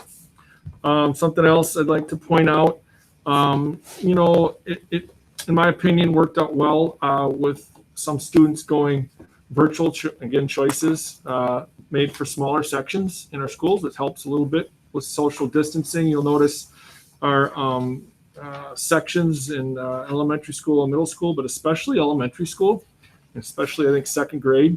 You can see really helped with those smaller sections of 13 to 15 students, and even our largest section, our largest grade level, only 5 sections, is only at 20 for the biggest section. So again, I think that worked out well. And then last couple things, open enrollment at the bottom there. Again, comparing to last year, September 19, we were at a 153 to the positive. We're now at 235 for a plus 82. More students this year, 1 year later, that are choosing to enroll in our school. And again, a large majority of those are in our virtual charter school, which you can see again, the bottom right-hand column. Last year was at 147, currently at 257. And so if you add up our virtual students in district of 163, plus our open enrolled students in our virtual charter school, the 163 plus 257 equals 420 students as of the printing of this report in our virtual school. So again, one other number. So that 163 of our students virtually, that's approximately 10% right now of our students choose the virtual option. Because if you add those students to the 1488, that's about 1,600 and some kids. So about 10% of our students currently in district are choosing our virtual school.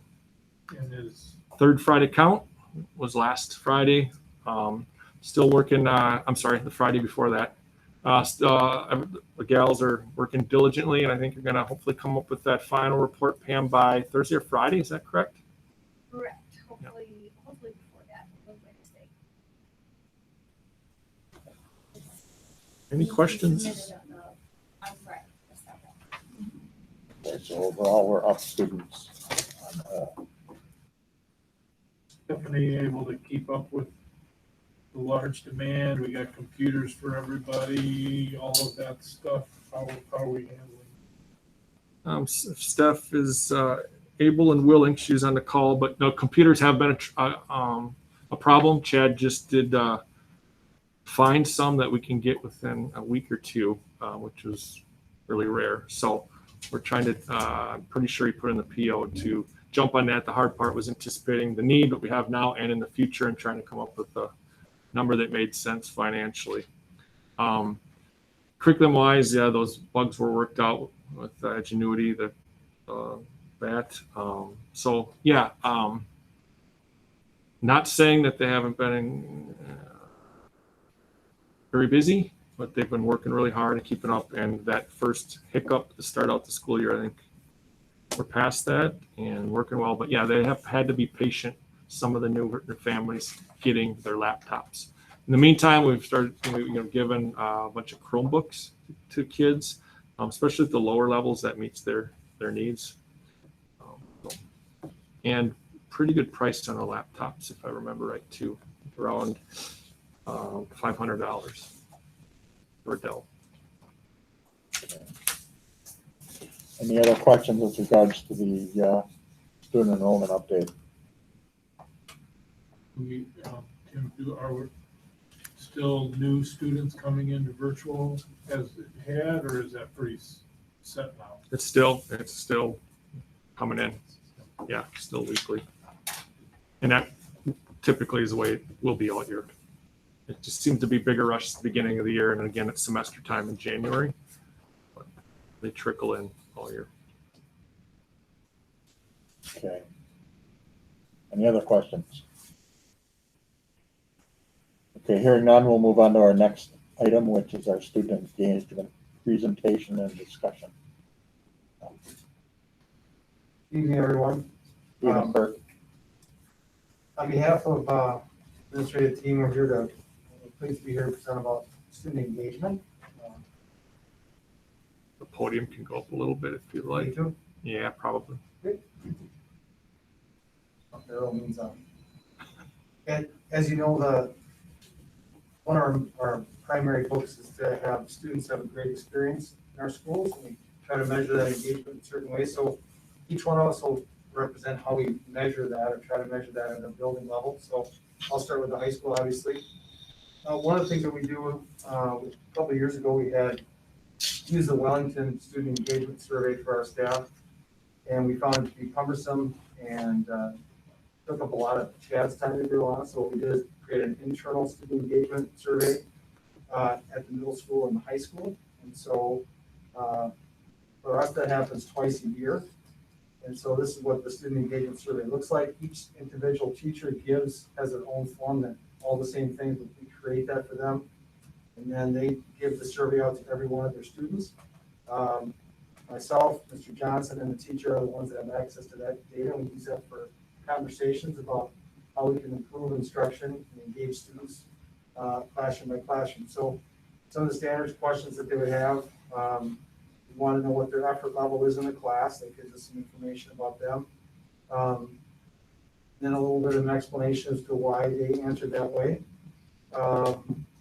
We think it's important that they believe, the teacher believes they can achieve. They have efficacy based on what the teacher believes. We want to know that answer.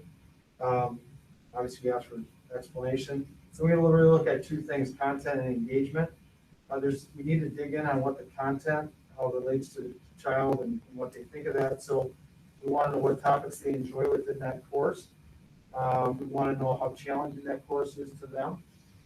They feel like it's too challenging, not challenging enough, too easy. And then we want to know what the topics are that they enjoy in the class.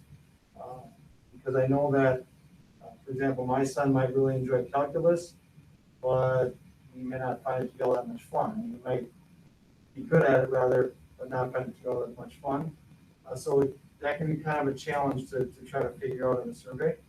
So when we talk about engagement, it's kind of, does my teacher make that class interesting to me? There are ways to make any subject interesting. Teachers work very hard at trying to connect content to what the student interest is. So that's something that we want to know if they're interested in the course. What's their favorite activity? Again, this is feedback to that teacher.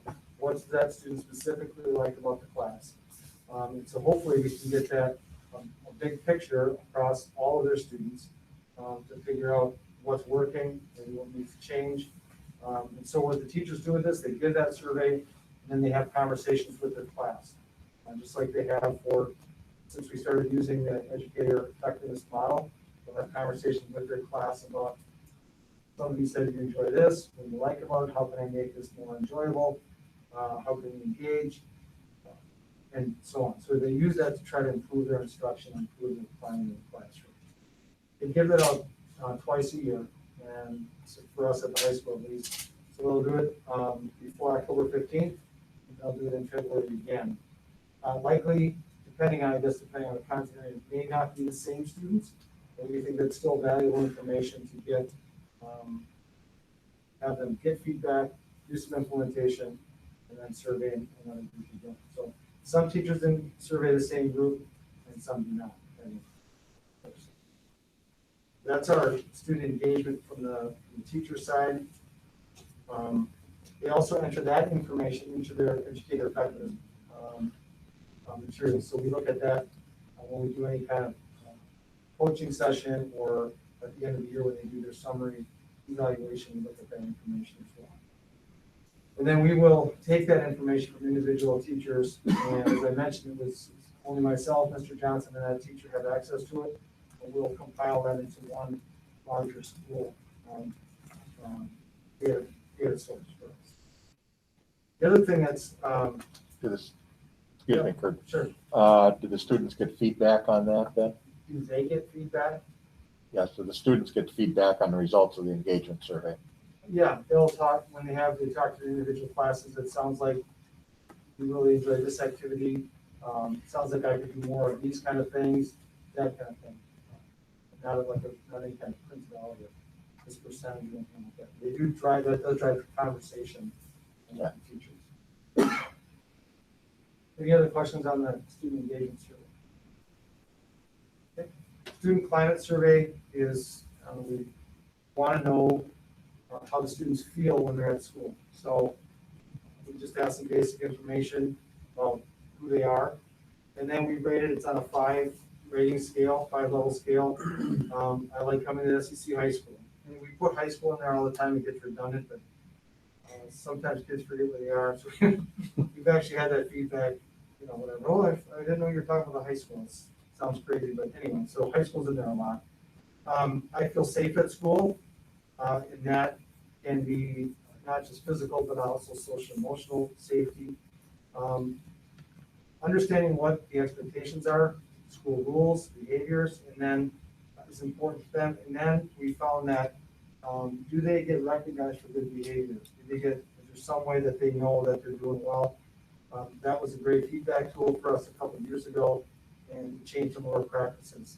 For example, we do a panthogram, it's a postcard, positive thing that gets sent out. And that was one of the things that came from this survey. Then it's about my teachers, other adults respect me at the high school. It's important as well. And then positive and encouraging comments from staff at SCC at the high school. Obviously, I'm very important as well. These are really key. The final 2 here. We want to make sure that they have at least one adult at the high school that they feel like they can come to, that they can trust and share something with, or get help from, not academically, well, obviously academically, but bigger than that. Problems in life, things that we talk about.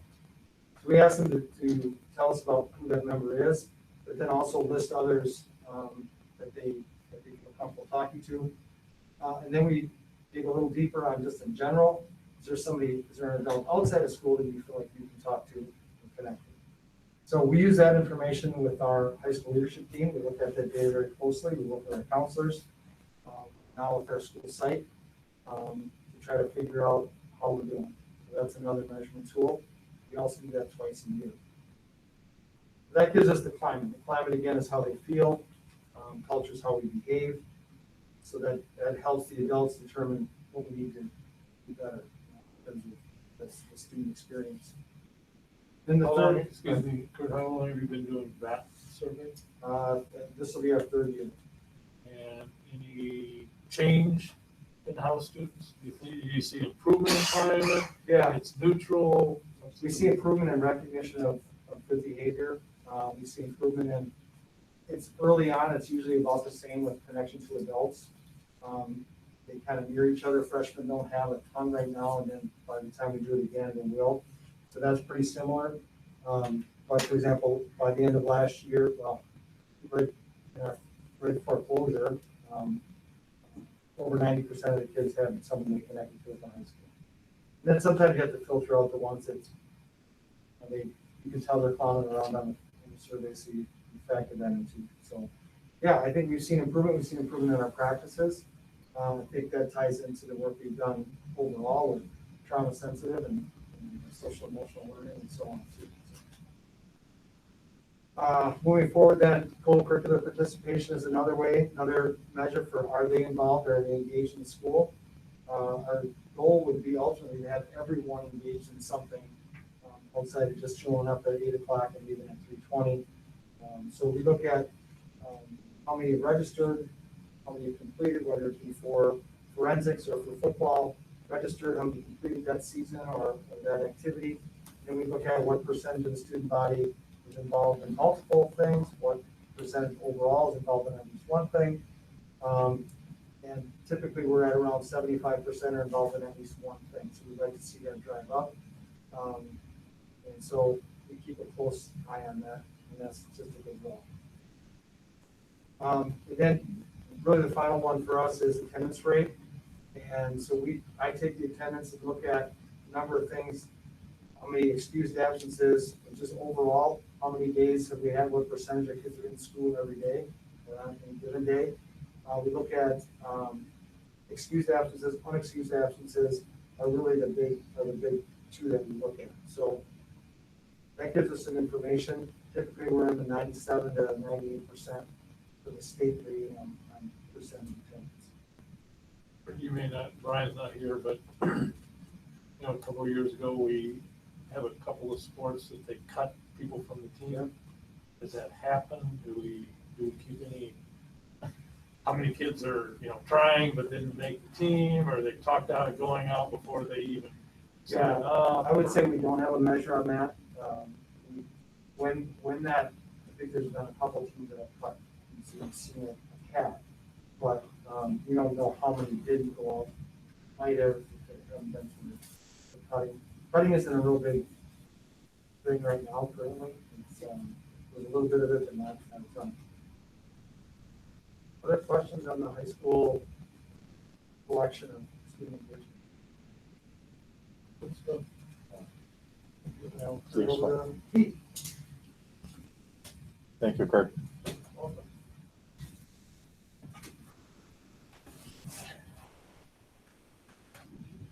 So at the middle school, and then unfortunately, I think you're gonna get a very common theme and everything that Kurt said, I was about to say. There are some a little bit differences and nuances at the middle school that are different in our engagement survey, is that we have fewer questions in regards to our questions. One of our top questions, if you look at the top, is I feel challenged by full academic potential.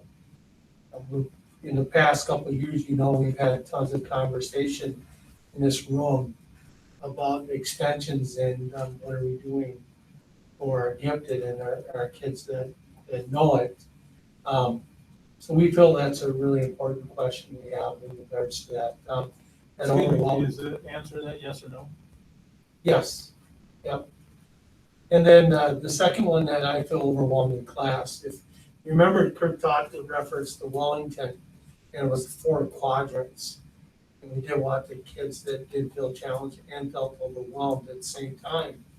But it's amazing as you look at these questions, very similar to Kurt, when our teachers will be getting this next week. And we include that information in their first coaching session. And they are very honest and very reflective. And some of them are very hurt by some of the data they get in regards to why the students might answer that survey the way they did. So our teachers have really taken this survey to heart. I would say over half of them have taken this information and used it as their personal professional goal in educator effectiveness, because they really want to improve in regards to what they the kids feel in regards to the class and the experience they have. So one of the questions that I know was used quite a bit in the PPGs last year was that during the school year, I asked or answered questions to participate in class. Our general number was right around 18%. So a bunch of our teachers put that as their PPG and trying to create that opportunity and have kids take that risk.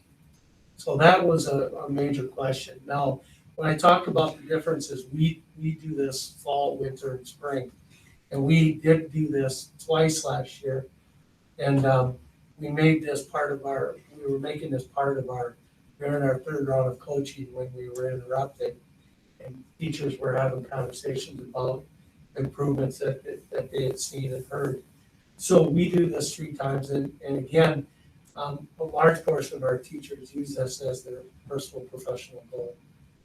So it's alive and well, and teachers really taking it to heart in our building. But a lot of things I would have to say, you heard it from Kurt in regards to the surveys. You notice ours is quite a bit different than the high school. We have fewer questions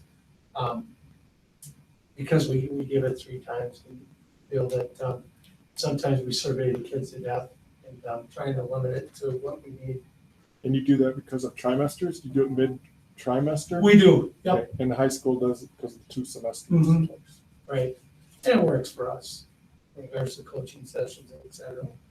And it also works with our exploratory teachers. It gives them another set of feedback because they're in 6-week sessions. So they're able to at least get feedback from 3 different cross sections of kids. So I don't know if anybody has any questions on our engagement survey. Second one, and very similar to the high school, but we also give the climate survey, and we do this 3 times also through the year. One of we're in our 4th year. I think that was a question you had for Kurt. But as we get down to these, it's just amazing. I think one of your questions was in regards to where do we see this having an impact on our student body? And I should have Chance come up here because he and the PBIS crew really take this survey and they go to work. I have to give Chance and his PBS team all the credit because last year, we've seen an increase of students feeling that they have an adult in the building. But I went to the positive behaviors notice at SCC Middle School. If I remember correctly, that was one of our lowest in the survey. So that's something where Chance and the PBS, we started to, we have the tickets. Chance was, he was going down during morning and so forth, and they were able to turn in roarbucks. So we're encouraging teachers to recognize positive behavior by giving kids roarbucks, and then Chance would spend 2-3 hours a morning handing out. That was tickets to athletic events, which this year is a little bit different. Yeah. It's the It was also opposite. tickets. It's the opposite. Those tickets are a different kind of ticket this year. And Yeah. one of the Yeah. and we have another question down there that we take a lot of heart into is I feel my teachers and the other adults respect me. Because we feel that, Tim has mentioned it many times, every person in our building is an educator. So we really want to make sure that these students feel respected. And then the down towards the bottom, they're able to choose teachers. And this feedback that we get, we share with the teachers. And when On an individual basis. on an individual basis, yeah, they don't see it as a large group, but we will sit with the teacher in a coaching situation, and maybe only 23 teachers have chosen, or 23 kids have chosen them as an adult that they trust or can go to. That's really something for a teacher to reflect on. And this past year, we had some very difficult conversations, but it aligned with things that we were seeing in the classroom. So it ended up being very, very powerful in regards to, it's not just my perception and as your evaluator coming in the building. This is, the data and the results don't lie. So this was a very valuable part, but at the same time, it was really cool to see the looks on their face from when they took that second survey and they saw the improvement. Because we had a lot of teachers who went to work, took it to heart, and went with the trauma sensitive. And we did a couple book studies with a couple, and it really worked out. And this last question, Kurt did this one too. There's at least one adult outside of school who I know cares about me that I could turn to if I needed help. So we don't just ask them if they have an adult in the building. This question is there an adult even outside the building that you can go to? And we discovered, I don't think it was a large number, but it was like 11, if I remember correctly, students that identified not having either.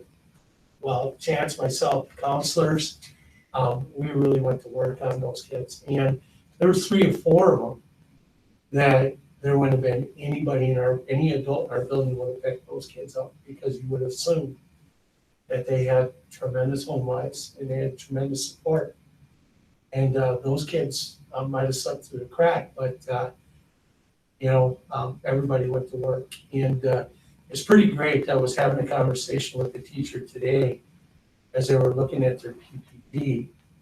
And before even, our students took the survey today, so we'll have that data early tomorrow. That teacher for their PPG wants to pick 5 of the kids, and they're specialists, so they don't see the kids every day. They want to pick 5 of those kids and go to work with the kids that don't identify an adult in the building or at home, and work with finding, adding value to their experience at the middle school. So we have a lot of teachers taking both these surveys to heart, and Chance and the PBS crew in our middle school. Tell me if I'm wrong, Chance, but I know we were celebrating that we were over 90%. It was almost 97. A lot of the PPGs last year were centered around exactly what Pete was referring to, either adults in the building or some got very specific with some of the kids that didn't feel like there was anybody. So both numbers were trending.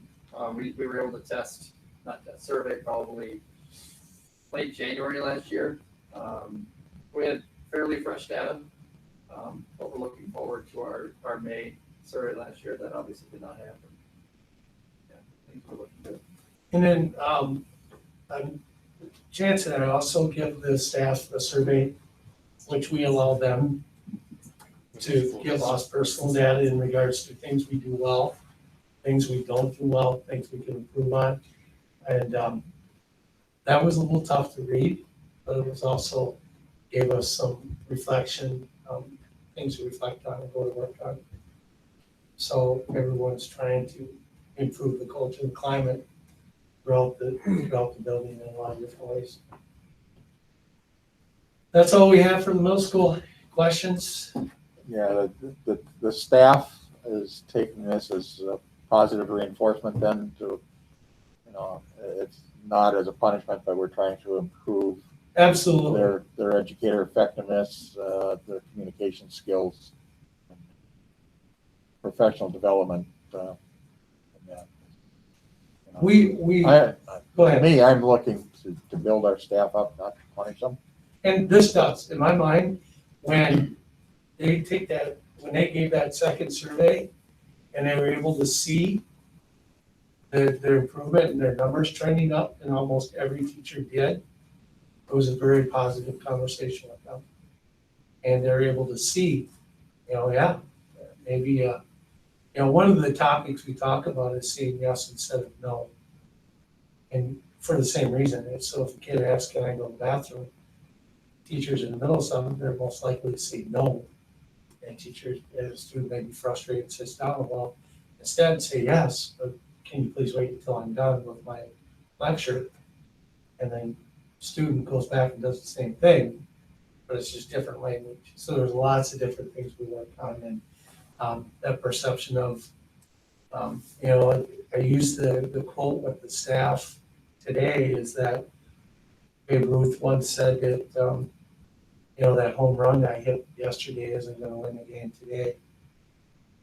So, we have a lot of teachers who've done great things in the past and continue to do great things, but we need to continue to reflect on how we can make today better. And we're seeing improvement in the student climate and attitudes. I know that the transition in middle school from elementary to high school is a tough time. Yes. Because the kids are going through changes in life. They're going through changes physically. They're going through changes mentally. Their expectations of what they need to accomplish also change tremendously. Their social behavior changes. It's a pressure-filled age group, and it has a lot of issues involved with it. Are we able to break through and help see the improvement in that climate? In the past we haven't been doing so well. I'm hoping that things are improving greatly. If I was to stand in front of you and tell you the thing I'm most proud of at the middle school right now exactly that. We have a staff that's trauma sensitive. We have a staff that is willing to do almost anything. We celebrated Howard in our staff meeting on Friday. And what we celebrated was that we have one of our most traumatized student in our building walk onto a volleyball court last week and play volleyball. And this is a student who was just in one day, we interjected 7 or 8 new positive relationships within that student's life. And that's the key. Right now, every kid gets a fresh start every day. And if there's behavior that is questionable, our first question is what's going on. In my mind, I couldn't be more proud of the staff right now in regards to how they handle every kid differently. And we have one of the most impressive trauma teams leading our way with Jenna Scheitauer and Alyssa Fritchie and our counselors. They're doing small groups. We're checking in. We have check-ins, check-outs. It's a pretty amazing building right now for kids. Even with the mascot. Any other questions for Pete or Kurt? Just one question on the surveys. So they're not anonymous, then you know who built each one of them out? The climate survey is not anonymous. The engagement survey is.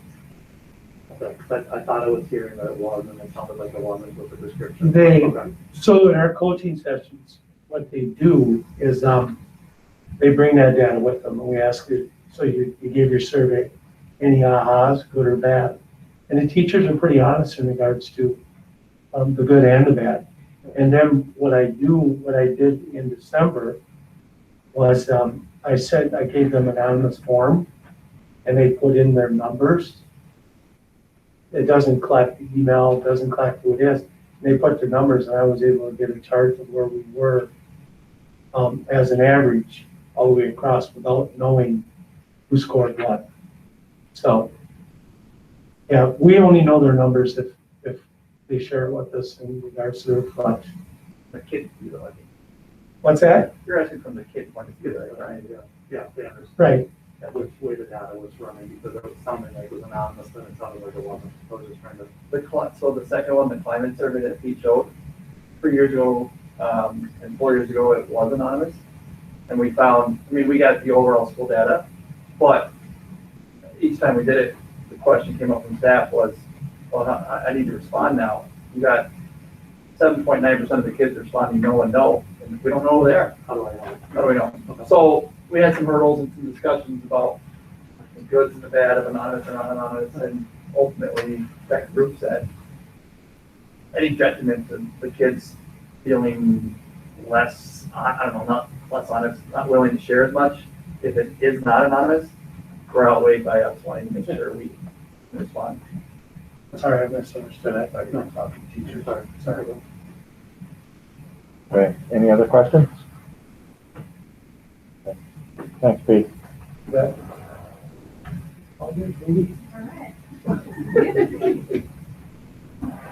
All right. Lower this a bit. All right, I'm happy to speak on behalf of the elementary school. It is short and small, as you can see up here, but that doesn't mean that engagement isn't the name of our game. So it's just actively alive and well all the time. So when you're dealing with 3-year-olds up to 10-year-olds, engagement is what we're observing every single day. So that's just a huge part of it. But what we know through research and through observation is that students who have relationships with adults and students who have relationships with each other are engaged because they're happy to be there. They feel like they're part of a team and they want to be. So that is why we have our student climate survey we have a student climate building goal.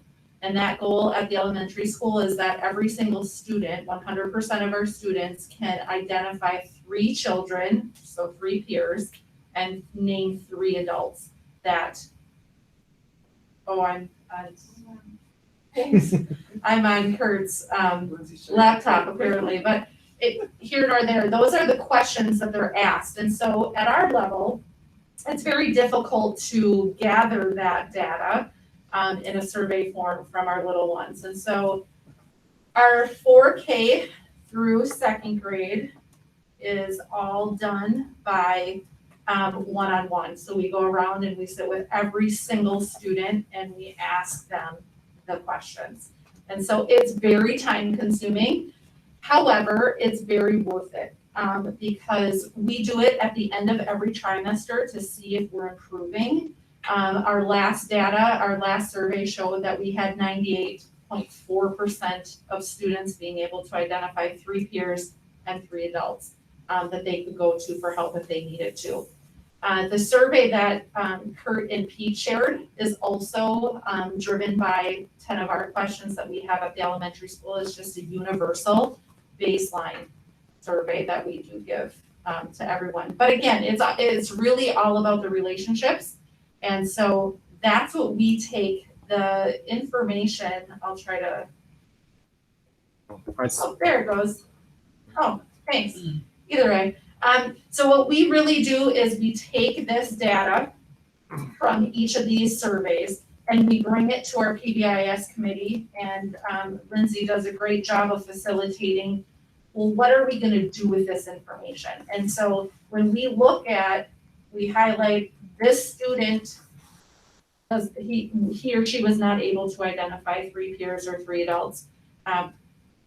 We actually start doing it, maybe like a little intervention. They would never know it, but we might be doing a little intervention or a little small group with them. Either Lindsay or myself, our school counselors, or our school psych might pull them in, once a week for a lunch, just a little lunch with some peers, or, trying to get them to be engaged with peers or with other adults. So that's kind of how we work student engagement and student climate at the elementary school. Like I said, pretty short and simple, but that's what we are. So we've been doing this for 4 years, and we've actively seen it just continuously increase. And I think that's because kids truly know we care about them, and we're going to do whatever it takes for them to be feeling that they are cared about at school. And that's where we see student engagement. So any questions? We're a little bit on a smaller scale, so.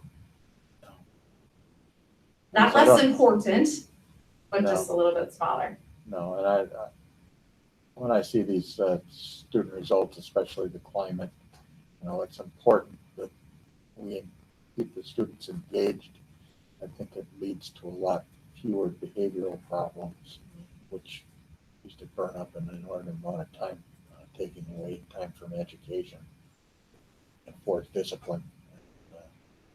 That's not what we're in the business for. We're in the business of education, not discipline. So I think this goes a long ways to improve the climate and the relationship part of it. And I think that the benefits long term are immensely important. So I thank each and every one of you for that. Thank you. Yes, please, Brian. You do something outside the playground though too, right? If somebody would like to play with somebody or doesn't want to play with. Yeah.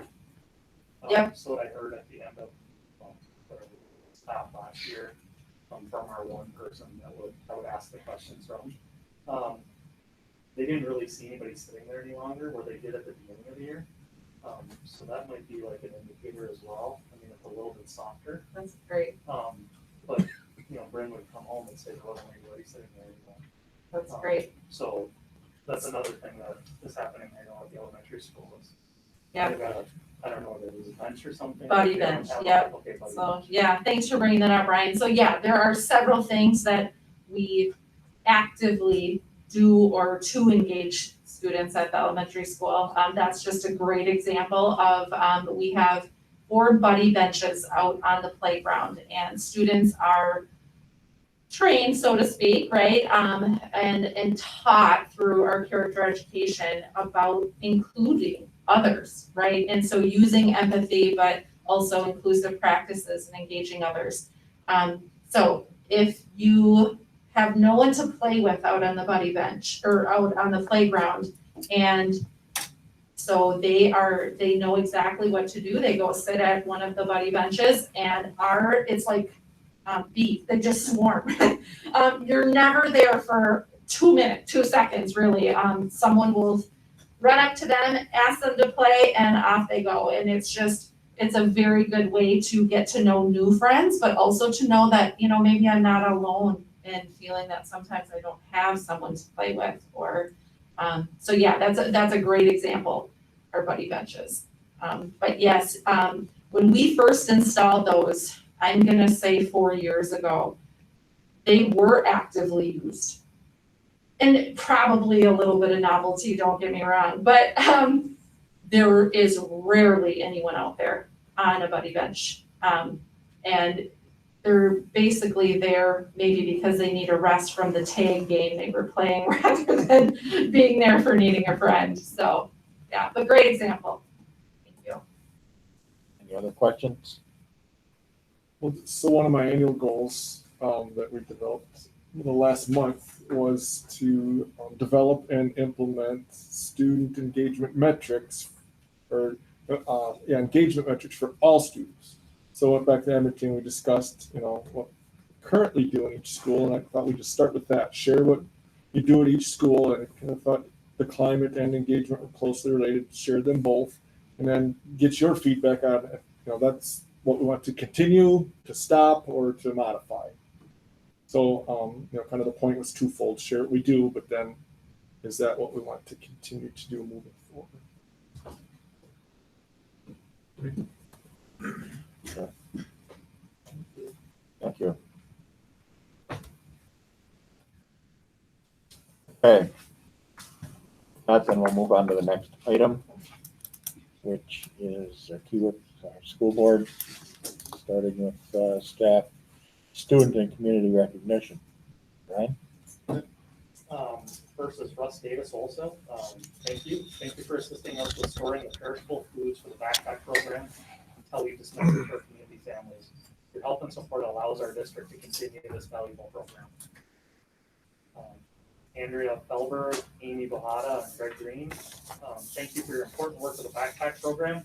Your selfless efforts help so many needy families in our district. Next is Jeff Diener. Thank you for your donation and generosity. Your dedication and service to the SCC school district is appreciated. We have a couple recognitions then. We have John Miles, John Miles, Brock Thorson, and Isaac Bauer, correct? Congratulations being named to the 2020 All-State team of the Wisconsin State High School Clay Target League. Congratulations to all three on that. And then last we have Maya Kaiser. Congratulations on your tremendous effort in setting the cross-country school record. Your hard work and dedication is paying off. Good work to all, and thank you to all of them. Congratulations to all, and thank you for those that submitted those. So we see things that we need to continue to recognize, and please, again, submit those on the Google spreadsheet. We all have access to. Okay. With that, we will move on to the next item, which is consideration of the second reading of board policy 423.1, the Wisconsin Interscholastic Athletic eligibility, athlete eligibility. So that is Exhibit 13A. So I think we had the first reading the last time. I think there were some questions, clarifications on the policy. Yeah, so many that we didn't highlight, right? It kind of was just a scratch and redo. Again, thank you, Deanne, for contributing a large majority of this and providing clarification and asking clarifying questions. We think we have a document that is ready to be considered for adoption.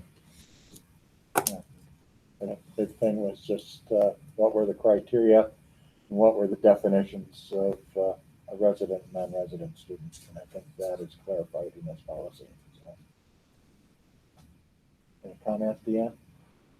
No, I mean, the big things were that we added a purpose so that we knew why we were doing what this was doing, or what we were trying to do. And then we kind of took out, I thought we had some bullet points that were inclusive. This is what it is, and these are what it wasn't. And we tried to get rid of that so that we didn't, leaving less room for missing something. And then defining, making sure that we knew if a question came up, what we meant by what we said. So those are kind of the big things. So, are there any other questions or comments from the board in regards to that?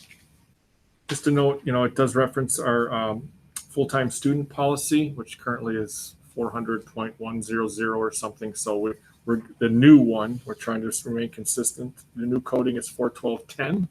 So you'll be seeing that one soon for being updated.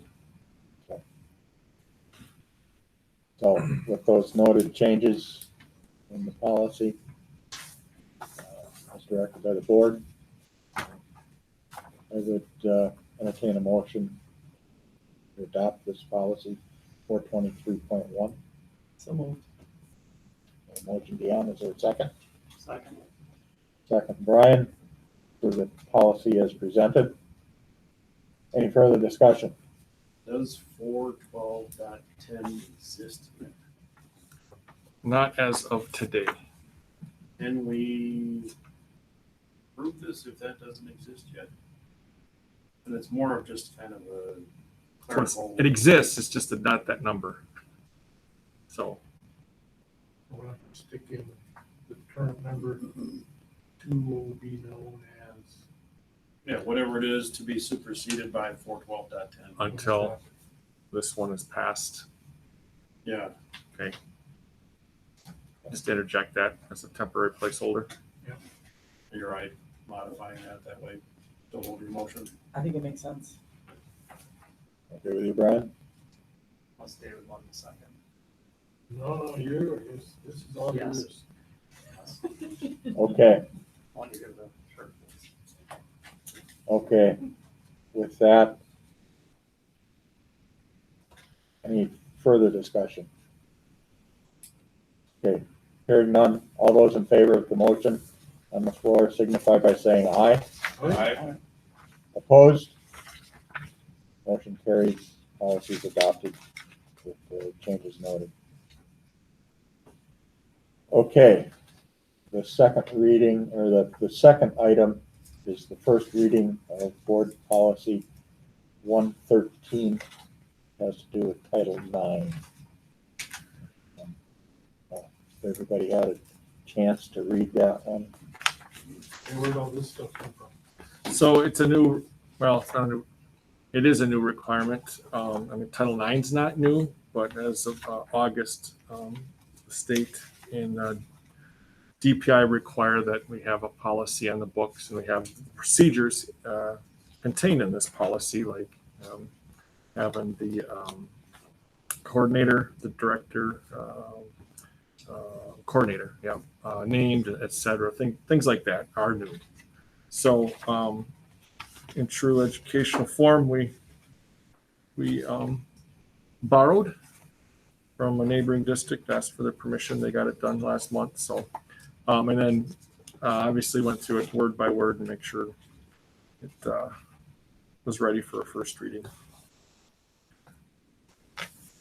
So there's a lot in there. Just complies with whatever the state requires. us to Correct. have. Yes. It's a new, that's part of the notices and a list of things that we have to do, but everything in here makes us compliant. And everybody have a chance to read through it? Yeah, we're just gonna have to update this policy anytime that we have a new, Yeah, unfortunately, you need to name somebody, yeah. that's what I was wondering, I guess, is, I mean, the rest of them are called by position, except the coordinator. I wasn't sure if we had to do it that way, and if we do, we do, I just wasn't sure. You know, investigators, assistant principals, decision makers, principal, appeal decision makers, nobody's named the position they're called out, so I just wasn't sure if we had to. Have to have Leah called out or not. You have to put the name. Okay. In the policy.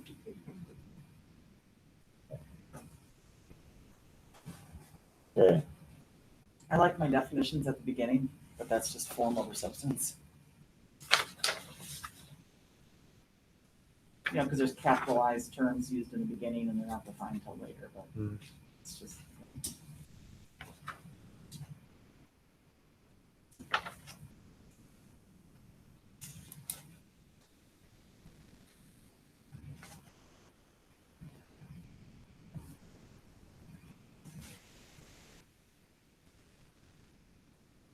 okay, any other, I have a hard time reviewing it because I don't know what's supposed to be in it or what we want to, you know what I mean? Like, I don't, like exactly what Jeff said, which is, well, where is this? So I can't really critique it when I don't know why the rules upon which we're making it.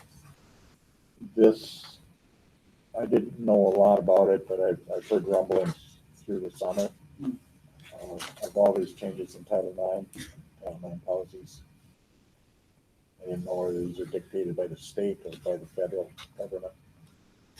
I'm not sure if there's a little of both.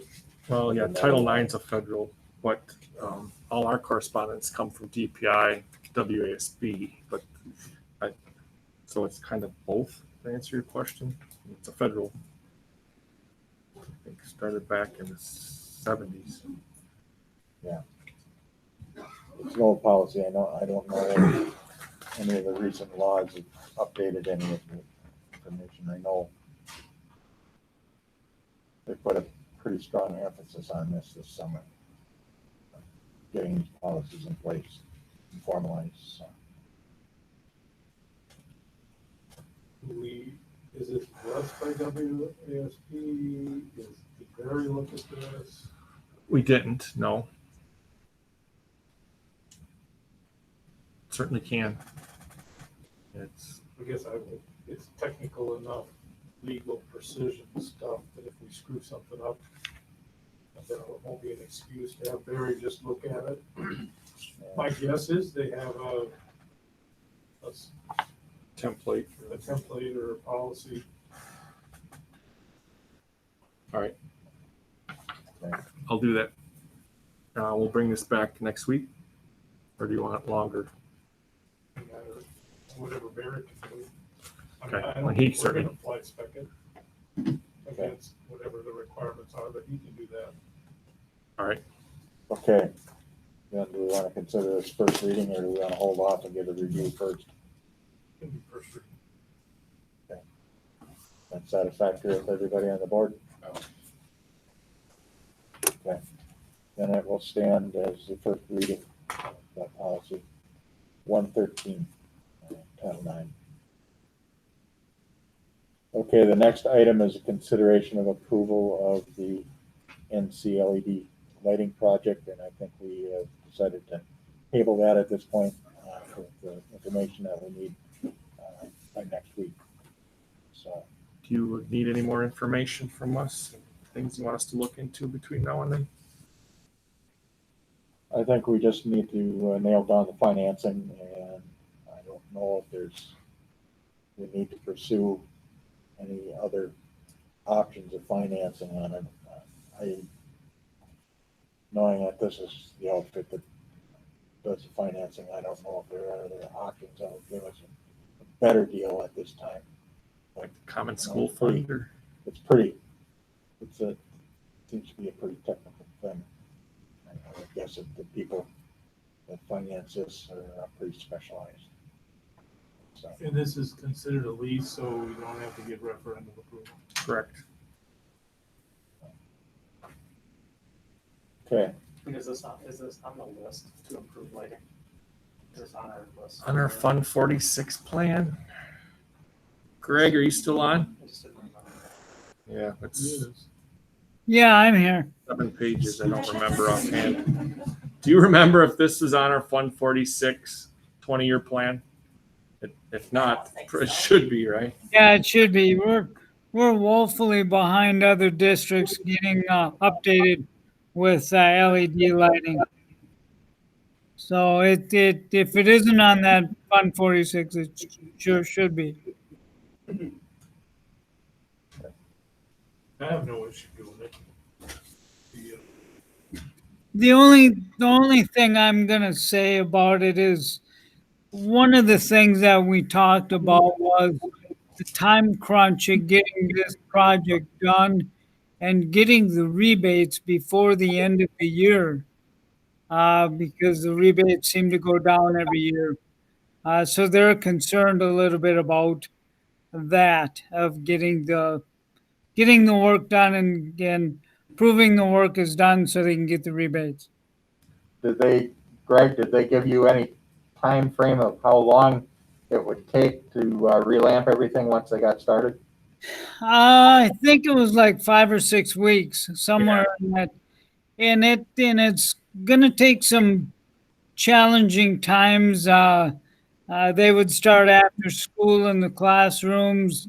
Then they want to go building by building, I believe, and some scheduling, things like that.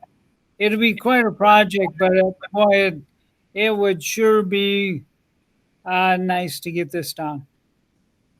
Yeah, they were going to work around their flexible times, mainly second shift type stuff. Yep. So on Monday? Okay.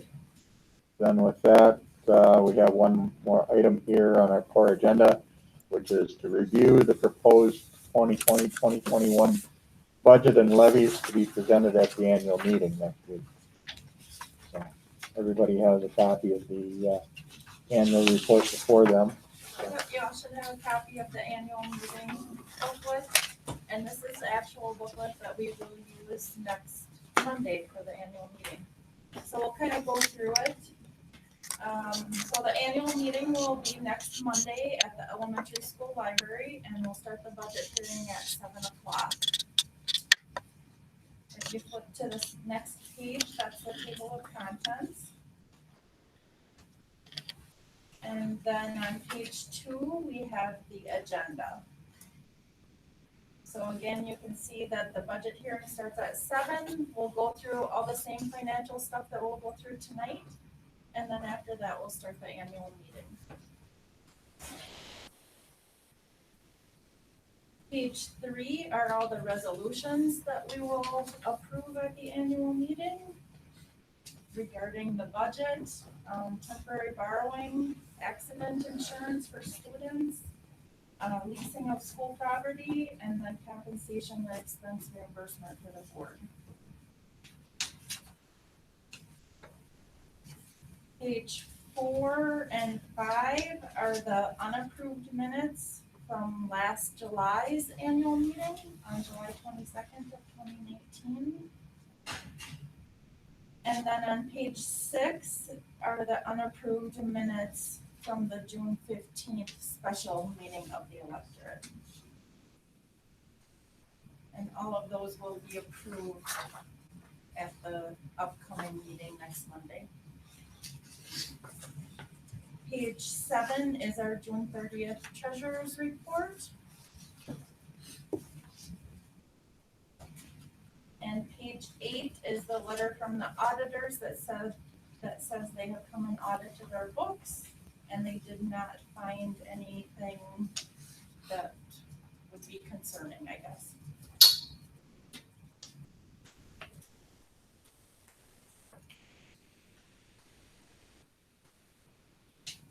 So when we start the budget hearing next Monday, we'll start on page 9, which is what we're going to kind of go through now in a little bit more detail. So to start out, our fund balance. So you'll notice in the Middle column, that's our unaudited 1920 data, that we did have a restricted balance in function 936,000 for $81.24. So I just want to point out that that was common school fund money that was unspent as of June 30th. So we are required to set that aside to spend it in the upcoming year. So in 2021, we will spend our common school fund allocation plus the $81.24. So that's something that's a little unique to this year. Otherwise, most of the time, our entire fund balance is in the uncommitted or unassigned fund balance, 939,000. And you can see that we increased our fund balance by about 190,000 this year. That kept us at our 17% fund balance ratio. So for 2021, we are anticipating adding only an additional 65,000. So this will cause our fund balance to drop from 17% down to about 16%. So our GASB 54 policy does give us a little bit of leeway. Our target rate is to keep it between 17 and 19%. And if it drops down to 15%, then we need to come up with a plan to get it back to the target rate of 17 to 19%. So with the budget that we're presenting next week, it will drop down to, depending on final numbers, somewhere around that 16% mark. But we're still okay with our fund balance policy at this point. Any questions on that in particular? Okay, so next we'll go through all our Fund 10, which is the general fund, revenues, and then expenditures. So we had a lot of variances this year, and most of them were due to the stay-at-home order from March through April. So we had Source 200 series revenues. 210 is our levy and trailer tax. And that for 2021, this budgeted amount is based on a flat September FTE. So like Tim mentioned earlier, we're in the process right now of going through those counts. And so we'll have a much better idea by next Monday what this actually looks like. But for now, we assumed a flat FTE. And then we also assumed a decrease in summer school funding from 21 FTE down to 4 FTE. So, and that was our actual summer school count for this year. So it will result in a drop in our 3-year rolling average, which is what our funding is based off of, but we will get a 1-year declining enrollment exemption if that does happen. So Source 240 are transportation fees that we collect for field trips. That was decreased by about 68% in 1920, and that again was due to the stay-at-home order. A lot of our field trips are toward the end of the school year, and we weren't unable to have them. We're anticipating that those revenues will probably be reduced again for 2021 with limited field trips happening. Source 260 is mostly like tech ed, student reimbursement, work permits. The new CAP program out at the high school was under that source. It's the Cooperative Academic Partnership Program with UW Oshkosh. So basically we collected the fees and then turned around and paid those fees out to UW Oshkosh. Source 270 is admissions to sporting events, plays, and also the student athletic fees. And those again were decreased due to the COVID stay-at-home order. We did refund all our spring sports fees that were paid by the students' families. And of course didn't have as much for gate entry fees as well. In 2021, we're anticipating that all sports will run as normally scheduled, but we won't have any paid spectators at those sports. So that's about a $75,000 reduction compared to a normal year. Source 280 is our interest on investments. Those also have been going down because of the COVID pandemic.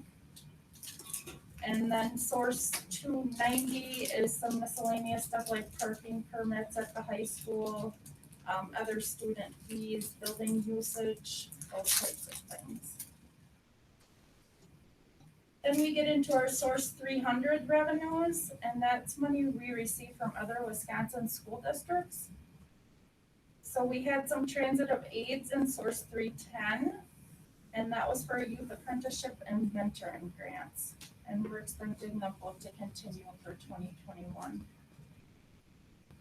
Source 340, those are receipts from other districts for students who open and enroll into SCC. So most of that is for students opening and enrolling into our charter school, but it does also include those students that are open and enrolling into our in-seats in our buildings. So like I said, we're still working on those figures, and hopefully by next Monday we'll have an actual count that we can go through.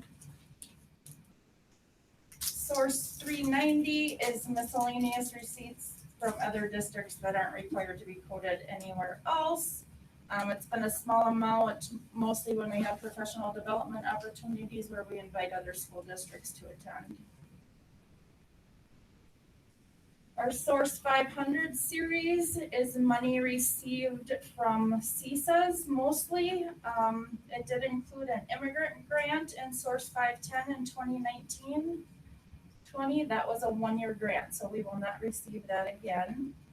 And then Source 590 is miscellaneous receipts from CSA, which included Wise Learn grant, Carl Perkins grant, and sometimes it includes substitute reimbursements for when we send teachers up to CSA, they will reimburse those costs. Source 600 series is money received from the state. So 610 is your transportation aid and your library aid, also known as Common School Fund. That was where we talked about the $81 in fund balance. Source 620 is our equalization aid, and that amount is our July 1st estimate from DPI. We will not have our aid certification until October 15th. So when we come back at the regular board meeting in October and set the levy, then we will have those amounts.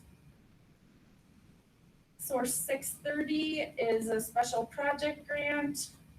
So that was, well, in 1920, or in 1819, we had a personal computing device grant, and it was a one-year grant, so we did not receive that in 1920. And we also have had some mental health grants, reading readiness grants, and educator effectiveness grants. Source 660 is payment in lieu of taxes on DNR land in Warren and Pleasant Valley. So we're estimating those amounts. And source 690 is computer aid, per pupil adjustment aid. Safety grant was also in there in 1920, and WITC dual credit classes.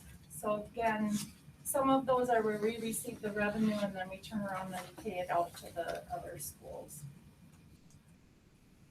Source 700 series money is money that we receive from the federal government. So source 730 is Title II and Title IV. 750 is Title I. 770 is payment in lieu of taxes on U.S. Fish and Wildlife land that's located in the town of Warren. And 780 is Medicaid cost settlements. So only prior year changes in the cost settlement are coded to Fund 10. Otherwise, they're coded to Fund 27 if it's a current year. Source 800 series, that's like your sale of fixed assets or if you have an insurance claim. So we don't usually budget for that. And then source 900 series is 960 is your adjustments. So those are a lot of your miscellaneous items, your cash over under, within the buildings when they're collecting money and stuff like that.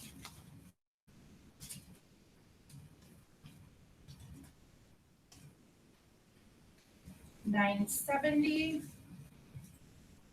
is workers' comp rebates, E-rate reimbursements, and source 990 is other miscellaneous items like jury duty pay, sub-reimbursement, and forfeitures from EBC. So overall, our receipts for 1920 were increased by about 5.5% when compared to 1819. And for 2021, we're estimating them to increase by about 7.6%. Any question on the revenues for Fund 10?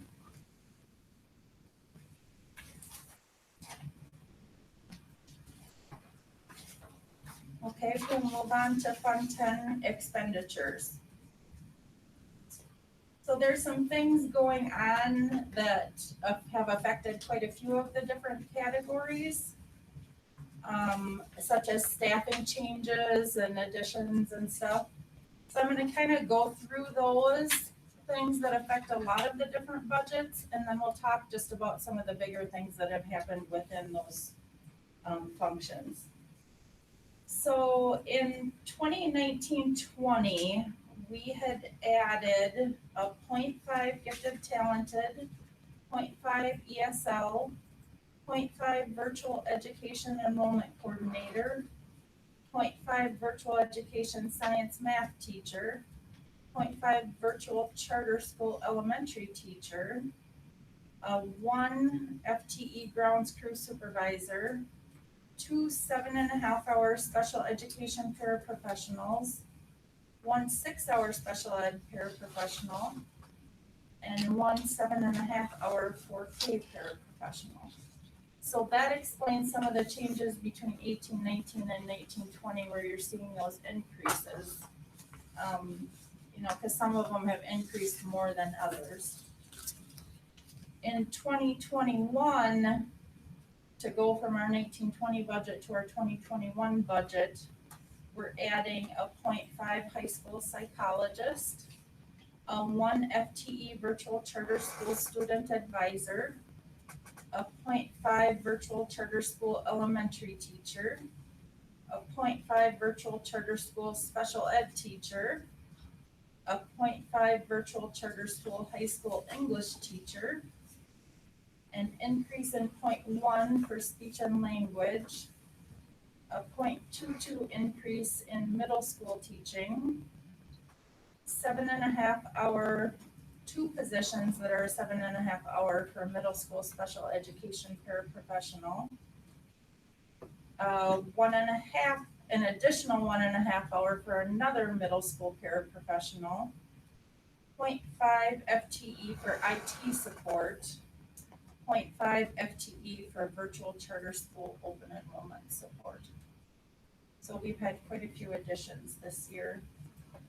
Other items that affect a lot of the different functions are a 2% wage increase that was approved at the April 20th board meeting, a 9% increase in health insurance starting on January 1st, 2021. And that is the second year of our agreement with Health Partners. An estimated 3% increase in long-term disability insurance starting January 1st of 21. An estimated 5% increase in dental insurance starting January 1st of 21. And we are not estimating any increases for vision, district HSA contributions, district 403B contributions, life insurance, and cash in lieu of health option amounts. WRS rates also are remaining stable for 2021 at 6.75%. So if we go into some of the actual functions that have increased quite a bit compared to the previous year, function 130,000 for vocational curriculum. We're estimating an 11.63% increase for 2021. And part of that is due to the 0.5 FTE ESL support that was for the full year. So in the previous year, I believe that position was added late. And now in this next year, it will be a full year.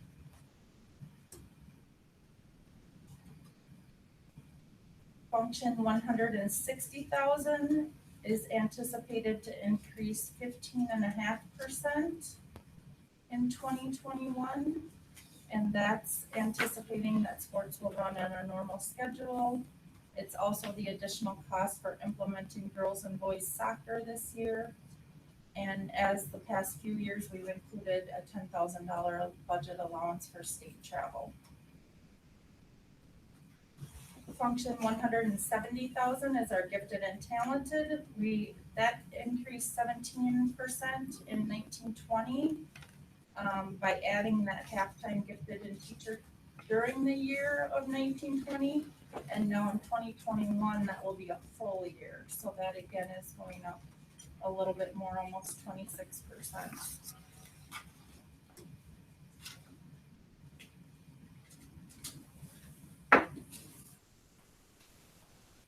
Principal's office, 240,000. In 1920, it was up about 10.5%. We did switch the virtual charter school coordinator was made principal. So that was one of the increases. And then the enrollment coordinator for the virtual charter school also increased from 0.5 to 1 FTE.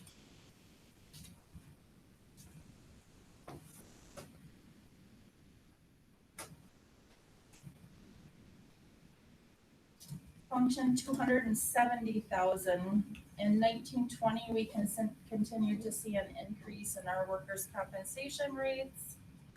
Also our student insurance rates, because we've had some high claims, that has gone up, and an increase in unemployment costs. So we're anticipating some of those to increase for this year as well.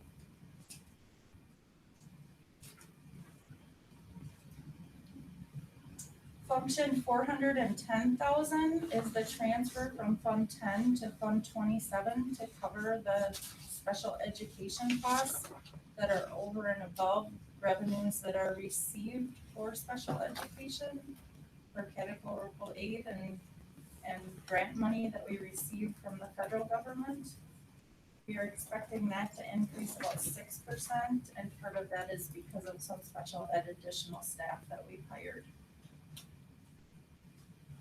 And function 430,000, that's for open enrollment. So again, we're estimating as of today what that open enrollment out number is going to look like. So we will continue to look at that as we head into setting the tax levy and potentially have some changes. So overall, we are expecting Fund 10 expenditures to increase to just under 21 million, which is about an 8.3% increase from 2019-20. Any questions on the Fund 10 expenditures? You know, it would be helpful to me when I look at this to have a column that has the percentage change. You know, just on the end. You have that? Yeah. Oh, well, no, I mean, not like right now. I'm just saying that when you were going through it, because. You can look at that. Yeah. This is the format that we're required to use for the annual meeting. And then, yeah, when we've looked at it with Howard and stuff, we have included those, but this is the format we're required to use for the annual meeting, so. I can certainly send that to you, Deanna, if that would be helpful. No, I'm just thinking as you're going through it, you know, if it's 1.5%, I really don't need, I'm not gonna worry about it. When it's 20%, then, and it's just an easy way to be able to look and be like, okay, we don't have to talk about every one. Right. So I really only want to know about the ones that are going way up or way down. Right. Well, that's just my a comment. lot of this stuff has really been screwed up this year with COVID last year. So, it has. So we're having a lot of these changes. And, it might we look see it like go it's, down like 40%, and then it goes up by 50%. That's just might looking look like at the it's going 3-year up average. substantially, but Yeah, I'm just saying for us, it's an easy, this is much easier for me to look at and try to make heads or tails of them, to look at the individual numbers and try to figure out what it is, and what I need, what I care about, what I don't care about, or, you know, or what I want to focus on or not focus on. Yep. Any other questions after looking at Howard's sheet there?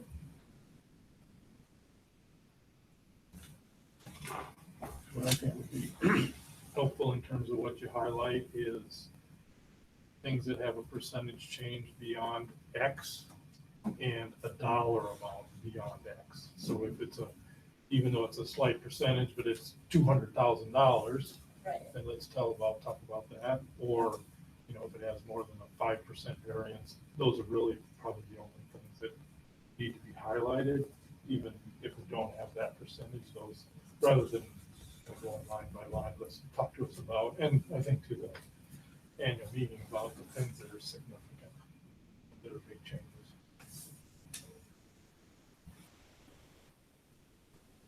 So we'll move on to all the special funds then. So Fund 21 and 27 on the budget spreadsheet are combined. And that is new this year, as of July 1st, 2019, when we were required to move all old Fund 60 accounts to Fund 21. Prior to that, the fund balance that you see there was some donations that we had received that were not fully spent. So we have our old donations that were not fully spent, plus all of our old Fund 60 accounts that have now merged over to Fund 21. So that's the increase in the ending fund balance there, from 111,000 to 362. And Fund 27 costs are also recorded within there. So we had talked about the increase in special ed costs for paraprofessionals, speech language, charter school special ed teacher, and those types of things. Those would all be included in the 100,000 instruction function. Then we go into our Fund 38 and Fund 39. Those are debt service funds. So this year we did pay off, or let me rephrase that, in 2019-20, we were able to pay off some of our Fund 38 energy efficiency project debt, which was our state trust fund loan. So that's why our payments are going from 1.2 million down to 648,000 in that fund. Now with the payoff of the $2 million that we levied. Yeah, the state trust fund loan was a 5-year, either 4 or 5 payments, I can't remember. And that was paid in March of 20. Can you see this, Brian?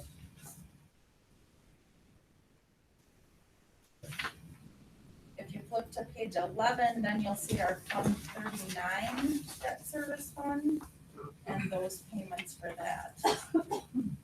As we've been talking with the board over the last couple years, for mill rate stability, we are able to levy additional on our debt service and make prepayments. So last June, we made a prepayment of around 500,000. This budget includes an additional 1.1 million for debt prepayment. And we've already had a conversation with Brian about what that could look like, so. Did you have a question, Jeff? No. Okay. Fund 40 is our building fund. Again, that's our Fund 46 that we started with $50 and it's earned a little bit of interest. We can use it for capital improvement projects. It had a timeline when we first started it of 5 years. So from the date you opened the account, you had to wait 5 years before you could use any of the money. When you put money in there, it's like it's fully spent. So obviously we started it, we haven't put anything additional in there at this point. We're anticipating a little bit of interest earning on that. Fund 50 is our food service account. That's been going pretty well, nothing really changed there. And community service funds are Fund 80. Again, nothing too big going on there. The fund balance did increase quite a bit in 1920 due to the shutdown and the YMCA program stopping at the middle school and stuff. A lot of those costs were reduced. So we do have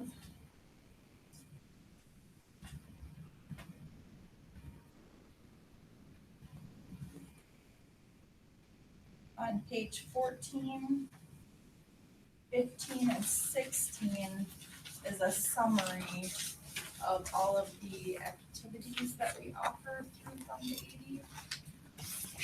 We have put a note on there that some of these programs may not be operating as anticipated due to the COVID-19 pandemic. So just so people know to reach out to the district for further information. And if you go back further to page 20 through 23, those are all of our debt service payment obligations. So page 20 and 21 are Fund 38, which are energy efficiency debt. And 22 and 23 are Fund 39, which is referendum debt.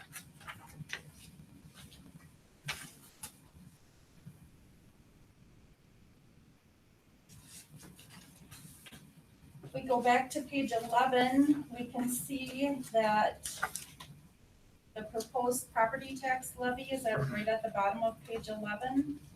So for the general fund, we would levy about 3.77 million, 644,000 for Fund 38, 3.4 million for Fund 39, and 70,000 for the community service. That brings our total school levy to $7,881,920. And with a 7% increase in our district's evaluation, it would come in at about 1007 per thousand for a month. And estimates that we have for Baird is closer to 12.5% increase. So mill rate could be even lower.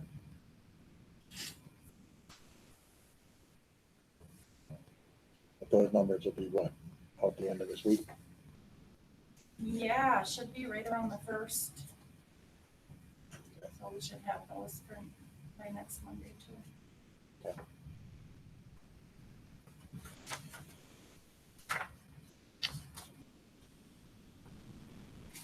Okay. Any other questions? One thing I'd like to point out is with Brian's help, this extra levy that we're doing to pay down debt that keeps our mill rate low. I mean, we could actually lower our mill rate by another $1.2 million, because this budget has us paying $1.2 million down. But that 500 last year and $1.2 million this year will give us some capacity to levy in the future with a bond referendum with less impact to the taxpayer, so it doesn't jump, the levy doesn't jump way up. And so you have that flexibility to levy extra money in those debt service funds to pay down debt. And then Brian has structured our debt, because you can't always prepay.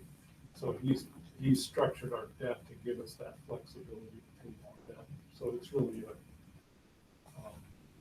Jen and Brian really super well fiscally managed district. It's good stuff. Yeah, it looks like almost net zero. But when we, talk about capacity to levy for a referendum, we'll be able to borrow X number of millions of dollars without changing our mill rate, basically, because we'll have, $1.2 million of debt service capacity that we freed up.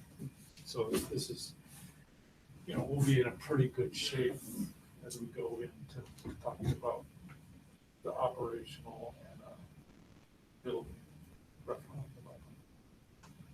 So what would you say if somebody asks, like, why are we prepaying $1.1 million? Can we spend that on kids and needs this year? Right, so what if somebody asks that? Yeah, we can only use it for debt service prepayment, so it's not a part of the general fund. We can't levy it into Fund 10, only Fund 39. So we had in the referendum authority to levy at X, and we can continue to do that and rearrange our debt service payments. But we couldn't take that 1.2 million or 500,000 and throw it into educate operating provision. Right, so when a referendum is approved, the taxpayers approve the 15 million or the 25 million. They don't approve how we repay it. We set out a schedule for repayment, but it's always up to the district to pay in advance. And we've refinanced debt too. There was in the pension fund, we had several $100,000 shortfall that we were allowed to pay over time, and it was like at 7 or 8%. It was really high interest rate, and we were allowed to refinance that through debt service at 1 or 2%. And, so there's, and Brian Brewer is really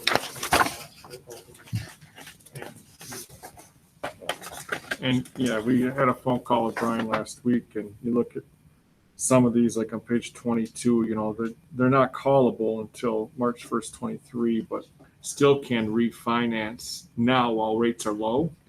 They're at 3.5%. He said, didn't he say some are coming in less than 1%? Less than 1%. So, I mean, that's, and then the other ones you'll see are 3% on page 20. So, I mean, yeah. Part of millions of dollars. Part of the refinancing that we discussed was part of the tax reform and CARES Act. Put limits on whether you can refinance non-taxable tax-exempt bonds with more tax-exempt bonds. So Brian is checking that out for us right now. If it might be possible that there are some banks that are willing to refinance the tax-exempt bonds with taxable bonds till it becomes possible to purchase non-taxable bonds at a certain rate. And apparently there's some of them that are refinancing without a premium at this point, and which would be to our advantage to do it on a taxable bond. And if they're writing it legally such that if the federal government were to change that law, that it now becomes legal that we can refinance before the call date on the bonds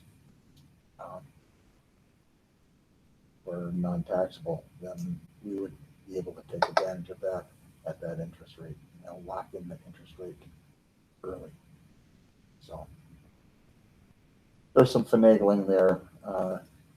They're putting the numbers together for us. And shortly, Brian will be able to come before the board and give us an explanation of what he might recommend.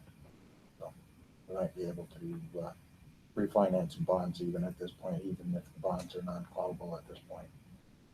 So we're looking at that as possible savings. Bigger impact on the mill rate will be an operational levy, because that isn't tied to interest rate. It's $1 million or $2 million a year that you just levy, and it goes right on the tax roll. It isn't 20 million that's paid over 15 years. So that'll have, that's why this capacity, I think, will be really helpful to us. Okay. You have anything else, Jen? No, I'm done. Okay. Any questions with regards to the budget presentation at this point? What number are you least confident in? my least confident in. At this point, I would have to say the open enrollment and student count. I think that open enrollment might be a little bit less than what we projected, but I think with other numbers we've seen on student count, those might be slightly higher than what we thought. So I think by the end of the week, we'll have a much better handle on those. In Jen's defense, she's always been super conservative on student enrollment. And a couple of times we've kind of beat her up and she said, well, we're gonna increase X number of kids. And we said, well, we already know there's 50 more kids than. And so the board one year actually said, hey, we want you to give us capacity, because if we start with a lower student count, then we get less revenue. That means we can't hire a teacher. But if it comes in better, then we haven't budgeted for that teacher.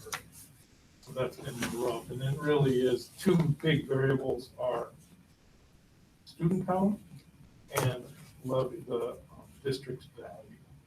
Because when you take we're gonna levy, $7 million against what tax base? And one year we had a significant decrease in the levy, and that hurt. But we went for 16 years where we had an 8% increase every year. And now it's starting to be big again, but that's, you just don't know. So those are the big variables. Okay, are there any other questions with regards to the budget on the annual meeting? Otherwise, I would approve I ask for a motion to accept the recommended budget to be presented at the annual meeting. So moved. Second. Okay, I have a motion, Jeff, second, David, to recommend that this budget be presented at the annual meeting. Blessing. Any further discussion? Okay, all those in favor of the motion signify by saying aye. Aye. Opposed? The motion carries. Okay, moving on to the last items. Reminder of the WASB fall meeting next Thursday night, October 8th. And that will be a virtual meeting. So, And how do we get the login stuff? I think, Pam, you sent a note out to On the online news link with your In this? online. Oh. yeah, if you go online, for District 4, there should be a link. Okay. Hit, All right.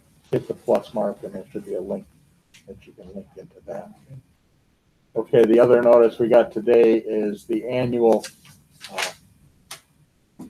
state WASB state convention in Milwaukee has been decided they're going to do that virtually. So we will have further information on that at a later date, but there will not be a in-person conference in Milwaukee this year, which is, I think, a disappointment for a lot of people because it was they have been preparing for the last 3 or 4 years for their 100th anniversary celebration. So, but the pandemic is kind of take care of that. Okay. Are there any other things we got to go over? Okay. Hearing none, then we will review the important dates. Next Monday, October 5th, is the district's annual meeting and budget hearing starting at 7 p.m. with the annual meeting to immediately follow that budget hearing. That is scheduled to be held at the SCC Elementary School Library in Roberts. Also, October 5th, we will be holding an SCC Board Learning and Special meeting immediately following the annual meeting, also at the SCC Elementary School Library. On October 7th, we have the staff appreciation bagel breakfast starting at 7:15 in each building. How is that going, Brian? did you come up with a cost per person yet, or? I think normally when I do it for work, they don't want it too far in advance, so I was gonna wait until this week when we can Okay. give them a call. Okay, I just haven't had good luck when I call 2 weeks in advance. I end up without anything the day I show up a few times, so. okay. Also, on October 8th is the WASB Fall Regional Meeting, starting at 7 p.m. Again, the reminder, the meeting will be held remotely. October 19th is the SCC regular school board meeting, starting at 7 p.m. here at the district office.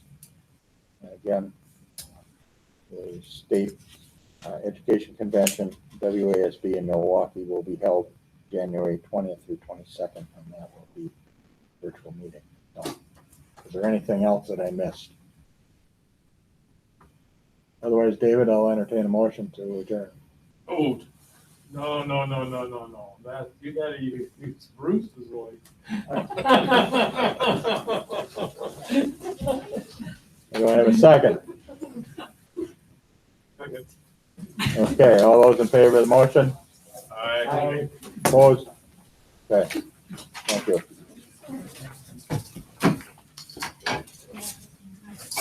Real quick, chance to eat, you know this.